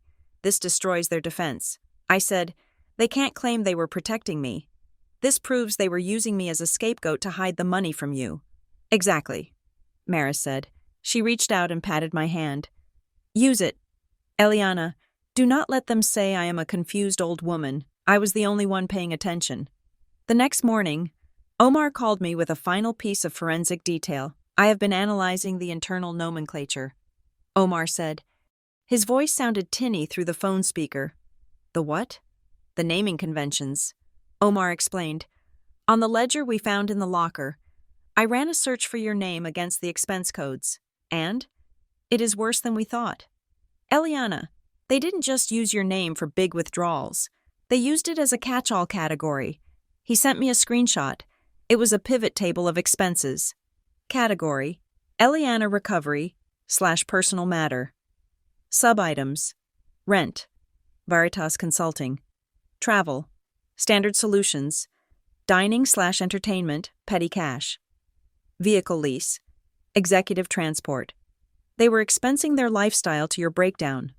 Omar said, "Your father's car lease? Booked under Eliana recovery. Their trip to Europe last summer? Booked under Eliana recovery." I felt a cold, hard laugh bubble up in my chest. It was hysterical. It was grotesque. So when they went to Italy, I said, "They told the accountants it was for my rehab?" Essentially. "Yes," Omar said. "Or for consulting related to your care. They turned your existence into a tax write-off. You are not a daughter to them. Eliana, you are a line item. You are a profit center." I printed the screenshot. I added it to the binder. I was done being a line item. 2 hours later, my phone rang. It was my mother. I stared at the caller ID. I hadn't spoken to her since the extortion attempt in the study. I answered. I put it on speaker so Lena, who was sitting across from me, could hear. "Hello." "Mother," I said. "Eliana," my mother said. Her voice was breathless, tight. "We need to meet. I am listening." I said, "Not on the phone." She said, "In person. Your father and I. We want to talk. We want to de-escalate this." "De-escalate," I repeated. "That is a legal word." "Mom, did your lawyer tell you to say that?" "We are a family." "Eliana," she said, her voice cracking. "Please, just meet us. We can work this out. We are willing to make concessions." "Where?" I asked. "The bistro on 4th, she said. At noon.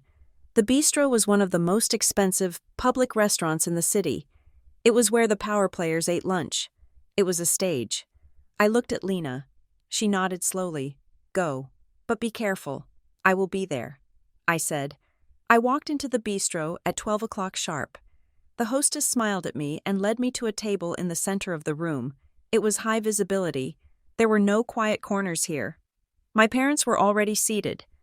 My father was wearing a suit. My mother was wearing a cream-colored blouse and pearls. They looked impeccable. They looked like they were waiting for a pleasant family lunch. But when I sat down, I saw the tension in their jaws. "Eliana." My father said. He didn't smile. "Thank you for coming." I placed my purse on the floor. I didn't pick up the menu. "What do you want?" I asked. "We want to stop this madness," my mother said. She reached for my hand across the table. But I pulled it back. "Eliana, the letters from your lawyer, they are aggressive. They are hurtful. They are accurate." I said. My father leaned in. He lowered his voice. The people at the next table were discussing golf scores. But he spoke as if the room were bugged. "You are threatening the fund. Eliana," he said. "You are threatening the work we have built for 20 years. Do you have any idea what will happen if you file those complaints?" "I have a pretty good idea," I said. "The Attorney General will open an investigation. The assets will be frozen, and you will be asked to explain why $25,000 a month goes to a consulting firm that doesn't exist." My father's eyes hardened. He took a sip of water. "If you proceed with this," he said, his voice dropping to a whisper that was colder than ice, "there will be consequences for Maris." I stared at him. "What does that mean?" "It means she is old," he said. "She requires care, currently. We supplement her income. We help manage her affairs. If we are ruined, she is ruined. If we are indicted, there is no one to watch her. She will end up in a state facility. Eliana, is that what you want?" I felt the blood rush to my face. It was the same threat they had used on her. Fear. "You are threatening to abandon your own mother?" I asked. "We are stating facts," my mother said. "We are the ones who take care of everything. You are not capable. Eliana, you can't even hold a job." I looked at them. They were so confident. They thought they still held the cards because they thought I was still the scared daughter who desperately wanted their approval. But I wasn't her anymore. I was the person who had seen the ledger. I took a breath. I kept my voice perfectly level. I didn't shout. I didn't cry. I have a question. I said. My father frowned. What? Why did you submit a private note to the background check vendor? The question hung in the air. My father blinked. He looked confused for a split second, then dismissive. I don't know what you're talking about. Yes, you do. I said. I leaned forward. Not the calls to the employers, not the gossip, the database. Someone accessed the internal system of the background check provider and added a flag to my social security number. That requires a vendor login. It requires an admin password. I watched his face closely. I saw the flicker. It was tiny, a tightening of the muscle under his left eye, a slight flare of his nostrils. He wasn't confused. He was shocked that I knew the mechanism. I continued, pressing on the bruise. Did you do it yourself, Dad? Or did Arthur Sterling do it for you? His face went pale. The color drained out of it so fast it was like someone had pulled a plug. He knew Arthur Sterling. He knew I shouldn't know Arthur Sterling. How? He started, then stopped himself. He clamped his mouth shut. My mother looked at him, panic rising in her eyes. Richard? He slammed his hand on the table. The silverware rattled. The people at the next table stopped talking and looked over. This meeting is over. My father hissed. He stood up. You are ungrateful. You are delusional. He threw a $20 bill on the table. We are done protecting you. Eliana. I stayed seated as they stormed out. I watched them go. My father was walking fast, almost running. He wasn't walking like a pillar of the community. He was walking like a man who had just realized the walls were made of glass. I picked up my phone. I texted Lena. He cracked. He knows that I know about Sterling. The reaction was immediate. By the time I got back to Lena's office, the phone was ringing. It wasn't my parents'. It was Vivian Rowe's office. Lena put it on speaker. Ms. Hartwell, Vivian's assistant said, Mrs. Rowe is calling an emergency session of the Bennett and Rourke Board of Directors. Tomorrow morning at 9 a.m., she is requesting your client's attendance. On what grounds? Lena asked, her voice sharp. Mrs. Rowe believes it is time to put these allegations to rest. She wants to hear Ms. Morgan's evidence in a secure environment. Secure environment, Lena repeated. You mean a closed door? It is a private board matter, the assistant said. Tell Mrs. Rowe we will be there, Lena said. But we are bringing a court reporter. The assistant hesitated. I will check if that is allowed. It is not a request, Lena said. She hung up. It is a trap, Lena said. Turning to me, I know. I said, they want to get you in a room, get you to admit you stole the files, and then threaten you with a countersuit for corporate espionage. Lena said, they want to scare you into signing a non-disclosure agreement. Vivian Rowe is going to try to bury this. I looked at the black flash drive sitting on the table. Let them try. I said, the boardroom at the Bennett and Rourke Community Fund was designed to intimidate. The table was mahogany, 30 feet long. The chairs were leather. The view was panoramic. When I walked in with Lena, the air was cold. Vivian Rowe sat at the head of the table. She looked like a queen on a throne. To her right sat my parents. My mother refused to look at me. My father was staring at a notepad, his pen gripping the paper so hard his knuckles were white. To Vivian's left were two men in expensive suits, lawyers, and in the back of the room, sitting on a folding chair against the wall, was Leo. He looked terrified. He was clutching a notepad, presumably there to take minutes. Sit down, Vivian said. We sat at the opposite end of the table. The distance felt like a canyon. We are here, Vivian began, her voice smooth and commanding, to address the disturbing harassment campaign being waged against this fund and its founding partners. She looked at me. Eliana, your parents have been very patient, but your recent actions, stealing confidential financial data, contacting vendors, threatening litigation, have crossed a line. We are prepared to file charges for theft of trade secrets. Lena leaned forward. Mrs. Rowe, my client is a whistleblower. She is a troubled young woman, Vivian cut in. and we are here to offer a compassionate off-ramp.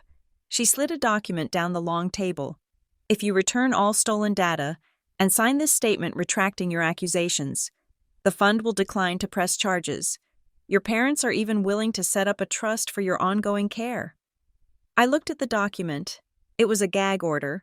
It was a coffin for the truth. I stood up. My legs felt heavy, but my voice was steady. I am not troubled, Mrs. Rowe, and I am not stealing trade secrets. I am exposing a crime. Vivian sighed. We have heard the stories. Eliana, we know about your history. You know the story my father told you. I said. I reached into my pocket and pulled out the flash drive. I held it up. You say my father is a victim. You say he has been spending the fund's money to help me. I walked to the side of the room where a smart screen was mounted on the wall. There was a USB port. Eliana, sit down, my father barked. His voice was loud, panicked. I plugged the drive in. I'm going to play you something. I said, this is a voicemail from Richard Morgan to Arthur Sterling, dated 4 years ago. Arthur Sterling? One of the lawyers perked up. He looked at Vivian. I tapped the screen. The room filled with static. And then, my father's voice. We need a narrative. If we say it's for Eliana, if we say it's for rehab or legal trouble, they'll back off. They won't ask a junkie for receipts. We just need her to look like the problem. The silence that followed was absolute. My mother let out a small, strangled sob. My father went gray. Vivian Rowe did not flinch. She stared at the screen, her mind clearly racing. She clasped her hands on the table. Voice technology is easily manipulated, Vivian said. Her voice was calm, almost bored. We need context. This could be a fragment of a larger conversation. It could be hypothetical. She looked at the lawyers, without authentication. This is just noise. We need proof of intent. We need corroboration. She was pivoting. She was going to bury it. She was going to claim it was a deepfake or a misunderstanding. She was too powerful to be taken down by a single voicemail. Excuse me. The voice came from the back of the room. We all turned. Leo was standing up. His face was red, but he was standing. Leo, sit down, Vivian said sharply. No, Leo said. He walked toward the table. His hands were shaking, but he pulled a stack of papers from his folder. I have the context. Mrs. Rowe. He threw the papers on the mahogany table. They slid across the polished surface. These are the emails between Richard Morgan and the external accounting firm. Leo said, I was copied on the blind carbon copy line because I managed the server archives. He pointed to the top page. In this email, Mr. Morgan explicitly instructs the accountants to recategorize the Veritas Consulting payments as Eliana-related expenses to avoid the audit threshold. He asks, quote, how much can we attribute to her before it raises a red flag? My father stood up. You little spy. Sit down. Richard? Vivian shouted. It was the first time she had lost her cool. Leo looked at me. He looked scared, but he also looked relieved. I am resigning. Leo said, effective immediately. I am not going to jail for you people. He looked at Vivian. And Mrs. Rowe? You were copied on the reply. Vivian froze. The air in the room changed instantly. The two lawyers next to Vivian shifted in their seats, creating distance between themselves and her. The shield had cracked. It wasn't just my parents anymore. The board chair was implicated. Vivian looked at the emails. She looked at the lawyers. She looked at me. She saw the end. She stood up. She smoothed her skirt. We will take a recess, she said. Her voice was brittle. The board needs to confer with counsel. Everyone else, clear the room. Lena grabbed my arm. We are leaving. Now. We walked out of the conference room into the hallway, through the glass wall. I looked back. My father was slumped in his chair, his head in his hands, but my mother was standing by the window. She had her phone to her ear. She was talking rapidly, gesturing with her free hand.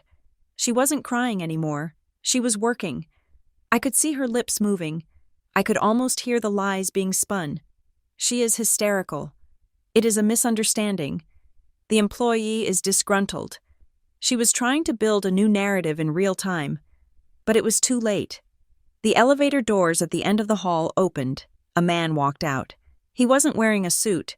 He was wearing a windbreaker and holding a stack of documents. He looked like a man who did this 50 times a day. He walked past us, straight toward the glass doors of the conference room. "Process server," Lena whispered. I watched as he opened the door. The sound of my mother's voice was cut off as the heavy glass swung shut. He walked up to Vivian Rowe. He handed her a stack of papers. Then he walked to my father. He handed him a stack, and then my mother. She lowered her phone. She looked at the papers. The first domino had fallen.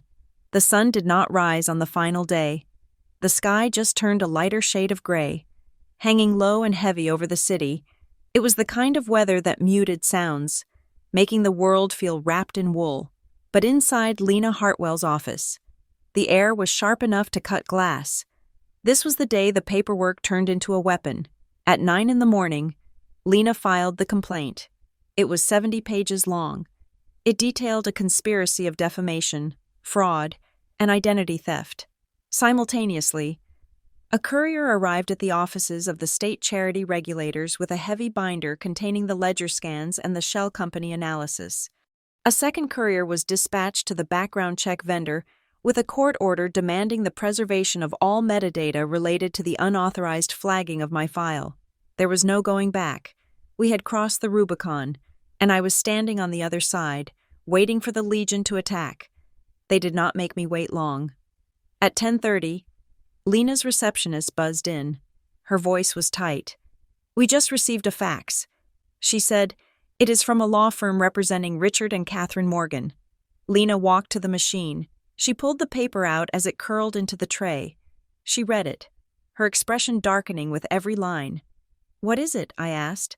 I was sitting on the sofa, clutching a cup of cold coffee. "They are not attacking the financial evidence," Lena said. Looking up, "They are attacking the source." She handed me the document. "Emergency motion for guardianship. Petitioner, Richard Morgan. Subject, Maris Morgan." I felt the blood drain from my face. "They claim," Lena said, reading the legal jargon aloud, "that your grandmother is suffering from advanced dementia. They claim she is being coerced by an unstable family member, you, into signing affidavits she does not understand. They are asking the court to invalidate her statement and grant them immediate control over her legal and medical affairs to protect her." I stood up so fast my coffee sloshed over the rim of the cup, burning my hand, but I didn't feel it. "They are trying to silence her," I said. "If they get guardianship, they can withdraw her affidavit. They can claim she made it all up." "It is a desperate move," Lena said, "but it is dangerous. If a judge believes there is a risk of elder abuse, they could pause everything." I grabbed my coat. "I have to go to her." When I arrived at Maris's house, I expected to find her shaken. I expected to find her crying. My parents had just filed a legal document declaring her incompetent, effectively trying to strip her of her personhood to save their own skins. But Maris was not crying. She was sitting in her armchair, dressed in her best Sunday suit, a navy blue skirt and a crisp white blouse. Her hair was pinned back perfectly. She looked like she was waiting for a dignitary. "Grandma," I said, rushing in. "Did you hear?" "I heard," Maris said calmly. "Your father called me. He told me that if I did not recant, he would have me placed in a secure facility for my own safety." I fell to my knees beside her chair. "I won't let them. We will fight this." "We will not fight it," Maris said. "We will answer it." She pointed to the dining room table. "I have called a car," she said. "I am coming with you to the hearing." "Grandma." "No," I said. "It will be too much stress." The doctor said, "I need to avoid stress." Maris interrupted. "Do you know what causes me stress, Eliana?" Watching my son lie. "The only way to lower my blood pressure is to tell the truth." She stood up. She was frail. Yes, her hands shook. Yes, but her eyes were made of iron. "They say I am confused," she said. "Let them look me in the eye and say it." The hearing was not in a courtroom. It was a formal emergency session of the Bennett and Rourke board. Convened in their legal library, it was a private proceeding, but because of the regulatory notices Lena had filed, there were legal observers present. The stakes were existential. If the board didn't handle this perfectly, the state would dissolve the entire organization. The room was lined with books that smelled of dust and authority. At the long table sat Vivian Rowe, looking pale and tight-lipped. Beside her were the board's attorneys. My parents sat on the opposite side. When I walked in with Lena and Omar, my father refused to look at me. But when Maris walked in, leaning on her cane, his head snapped up. He looked terrified. He stood up halfway. "Mother, you shouldn't be here. You are not well. Sit down." "Richard," Maris said. Her voice was not loud, but it carried to every corner of the room. We took our seats. The silence was heavy, suffocating. Vivian Rowe cleared her throat. She tapped a pen on the table. "We are here to address the allegations of misconduct and the subsequent regulatory inquiries," Vivian said. "We are also here to review the credibility of the evidence presented." She looked at my father's lawyer. "Mr. Morgan asserts that the primary witness, Maris Morgan, is acting under duress and lacks capacity." "I do not," Maris said. Everyone turned to her. "I am 82 years old," Maris said. "My body is failing, my knees hurt when it rains, but my mind is the only thing in this room that is not for sale." She reached into her purse and pulled out a small notebook. "I am not here to destroy my son," she said. "I am here to admit my own failure." She opened the notebook. 30 years ago, Richard stole money from his employer. It was a small amount, $2,000. He said it was a misunderstanding. I believed him. I paid it back to keep him out of jail. My father's face went red. "Mother, stop. 10 years later," Maris continued. "Ignoring him, he forged my signature on a loan application. He said he needed it for a business venture. I paid that back too. I told myself I was being a good mother. I told myself I was helping him." She looked at Vivian Rowe. "I taught him that money fixes morality. I taught him that if you can move the numbers around, the sin disappears. So when he needed to hide his theft from this fund, he did what he always does. He found a victim to pay the price." She pointed a trembling finger at me. "He chose Eliana because she is honest. He knew she wouldn't fight back dirty.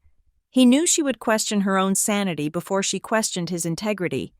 He bankrupted his daughter's reputation to pay for the lifestyle he felt entitled to." Maris closed the book. "I am not coerced, Mrs. Rowe. I am awake, and I am testifying that my son is a thief." The silence that followed was absolute. My father looked like he had been struck physically. His defense, the senile mother strategy, had just evaporated. Omar stood up. He didn't give them time to recover. "If we may proceed to the financial evidence," Omar said. He connected his laptop to the screen. "We have traced the flow of funds from the Bennett and Rourke accounts to the shell entity, Standard Solutions, LLC, and then to personal accounts controlled by Richard and Catherine Morgan." A timeline appeared on the screen.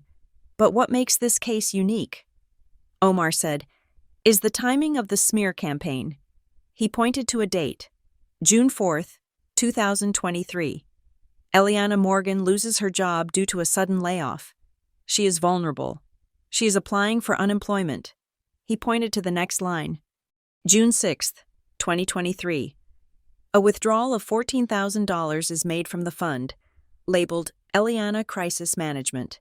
He moved to the next date, September 12th, 2024. Eliana goes through a difficult breakup and moves apartments. She is emotionally low. September 14th, 2024. A withdrawal of $20,000, labeled Eliana Relocation/Legal. Omar turned to the board. Every time Eliana suffered a personal setback, her parents used it as cover to withdraw cash. They needed her to be in crisis. If she was doing well, they couldn't justify the expense. So when she started to succeed, he paused. They had to manufacture a crisis. That is why they called her employers. That is why they called her landlord. They weren't just being cruel, they were protecting their revenue stream. They needed a tragedy to expense against. I stared at the screen. The graph looked like a heartbeat. My heartbeat. But every spike was a theft. My mother stood up. Her hands were gripping the table so hard her knuckles were white. "This is interpretation," she said. Her voice was shrill. "You are twisting standard accounting. We helped her. We paid for consultants to help find her work." Lena Hartwell stepped forward. She held a single piece of paper, then explained the memo. "Mrs. Morgan." My mother froze. "The internal email." Lena said, "Sent from your account, demanding special handling for any background checks on Eliana." My mother rallied. Her eyes darted around the room. "I never sent that," she said. "It is a fabrication. The girl, Eliana, she is good with computers. She forged it." Lena smiled. It was a cold, dangerous smile. "We anticipated you might say that. So we subpoenaed the server logs from the IT provider this morning." Lena held up a second document. This email was sent on October 3rd at 4:15 in the afternoon. It originated from an IP address registered to the Wi-Fi network at the Morgan residence. The device ID matches an iPhone 14 Pro. Lena looked at the phone sitting on the table in front of my mother. "Is that your phone, Mrs. Morgan?" My mother looked at the phone as if it were a snake. She pulled her hand back. The denial collapsed. It didn't crumble. It disintegrated. There was no way to argue with the metadata. She had sent the order to destroy me from her own kitchen table. Vivian Rowe turned to my father. "Richard," she said. Her voice was low. "Is this true?" My father looked at my mother. He saw the ruin in her face. He saw the trap closing. And he did what he had done his entire life. He looked for a way to pass the bill. "We were advised," my father said. Everyone looked at him. "It wasn't our structure," he said, speaking quickly. "It was Arthur. Arthur Sterling." A gasp went through the room. The name was poison. He told us it was standard practice for family offices. My father stammered. "He set up the shells. He told us how to categorize the expenses. He said if we didn't create a paper trail justifying the withdrawals, the IRS would audit the fund. He told us to use Eliana," he said. "She is young. She can bounce back." My father looked at Vivian, pleading. "We were just following legal advice. Vivian, we are victims of malpractice." I felt a wave of nausea. He was throwing his co-conspirator under the bus. But in doing so, he was admitting everything. He was admitting he listened to a man who told him to sacrifice his daughter. And he had said yes. He wasn't a mastermind. He was a coward. The gut punch came next. Omar clicked to the final slide. "It doesn't matter who designed it." Omar said, "It matters how it was executed." The screen showed a list of transfers, hundreds of them. Eliana Legal, Eliana Medical, Eliana Housing, Eliana Recovery. My name was everywhere. My name, the name my grandmother gave me, was the wallpaper covering their crimes. I realized then that the story, "Eliana is a thief," wasn't just revenge. It was a preemptive defense. They had told everyone I was a thief, so that if the money was ever missed, they could point to me and say, "She took it." I wasn't a daughter. I was a scapegoat they had been fattening up for slaughter for 5 years. The room was silent. The board members looked sick. Vivian Rowe looked like she was watching her legacy burn to the ground. Then, my phone buzzed. It was loud in the quiet room. I scrambled to silence it. I looked at the screen. It was a number I didn't recognize. I almost ignored it, but something told me to answer. I stood up. "Excuse me," I whispered. I walked to the corner of the room. "Hello? Eliana Morgan?" "Yes. This is David, from the logistics firm." My heart stopped. The job I lost in part 1. The job that started this nightmare. "David," I said, "I can't talk right now." "I know," he said. "I'll be brief. Eliana, we were contacted by your lawyer. We received the preservation notice." I closed my eyes. "I am sorry about the drama."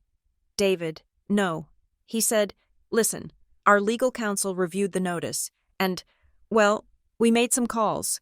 We know about the situation with your parents. We know the reference was malicious. He paused. We want to reopen your candidacy. The position is still vacant. We want to offer it to you. Full salary. Starting Monday. I leaned against the wall. The relief was so intense it almost buckled my knees. My life back, my salary back, sanity, but, David said, there was always a but. We are a conservative company. Eliana, we cannot have our name dragged into a public fraud trial. If you take the role, we need assurance that this situation is resolved quietly. We need you to drop the public complaints. We need the noise to stop. I looked at the room. I looked at my parents, huddled together, terrified. I looked at Vivian Rowe, who was currently whispering to her lawyers, undoubtedly plotting a settlement offer. I looked at Maris, sitting tall and proud, her hands resting on her cane. I could have it all back. I could sign a piece of paper, take the job, and walk away. My parents would be fired quietly. The money would be paid back quietly. The world would never know. Eliana? David asked. Are you there? I am here, I said. It was the lifeline. It was the exit door. I looked at the screen where my name was listed as an expense category. Eliana Recovery. If I took the quiet way out, I was validating their narrative. I was agreeing that my reputation was something that could be bought and sold in back rooms. I was agreeing to let the mechanism of the fraud survive, just with different players. I looked at Maris. She caught my eye. She nodded slightly. Do not let them say I am confused. I took a breath. Thank you. David, I said, I appreciate the offer. Truly? Good, he said. So we can send the offer letter? No, I said. There was silence on the line. I cannot drop the complaints. I said, this isn't a misunderstanding. It is a crime, and I'm going to see it through to the end. But Eliana, David said, his voice warning, you are walking away from a career. I am walking toward the truth, I said, and if your company can't handle that, then I don't want to work there. I hung up. I walked back to the table. Vivian Rowe looked up. She had clearly just conferred with her team. She put on her negotiating face.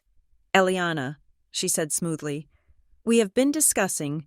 We believe we can find a resolution that satisfies everyone. If you agree to withdraw the regulatory filing, the board is prepared to offer a substantial settlement. We will issue a joint statement clarifying your reputation. We will make you whole. She pushed a piece of paper forward. Confidentiality is key, she said, for the sake of the families we serve. I looked at the paper. It was a check. The amount was blank. I looked at my parents. They were watching me with hungry eyes. They thought I would take it. They thought everyone had a price, because they had a price. I picked up the check. I ripped it in half. The sound of the tearing paper was louder than a gunshot. No, I said. Vivian's face fell. No confidentiality. I said, no joint statements, no quiet resignations. I turned to Lena. File the rest of the packet. I said. Lena nodded, a fierce smile on her face. Already done. I turned back to my parents. I want the independent audit, I said. I want the state regulators to tear this place apart brick by brick. I want every single dollar you stole to be read into the public record. But you will destroy us, my mother screamed. She stood up, her composure finally gone. You will ruin the family name. The family name was ruined the day you sold it to cover your debts. I said. I walked over to Maris. I offered her my arm. Are you ready? Grandma? Maris took my arm. She stood up. She looked at her son one last time. I am ready, she said. We walked toward the door. Behind us, the room erupted into chaos. Phones were ringing. Lawyers were shouting. My father was holding his head in his hands. I didn't look back. We walked out of the building into the cool afternoon air. The gray sky had broken, and the sun was shining. It was bright. It was harsh. It revealed every crack in the pavement. It was beautiful. I didn't have a job. I didn't have a settlement. I didn't know how I was going to pay my rent next month. But as I walked down the steps with my grandmother, I pulled my phone out of my pocket. I opened the contacts. I found the entry for Mom and Dad. I hit delete. I was free. Thank you for listening to this story. It was a long journey into the dark heart of a family betrayal, but I hope Eliana's strength resonated with you. I would love to know where you are listening from today. Please drop your city or country in the comments below. And if you enjoyed this story, please make sure to subscribe to Revenge Stories and share your thoughts in English. Do you think Eliana made the right choice by refusing the settlement? Let me know. Until next time.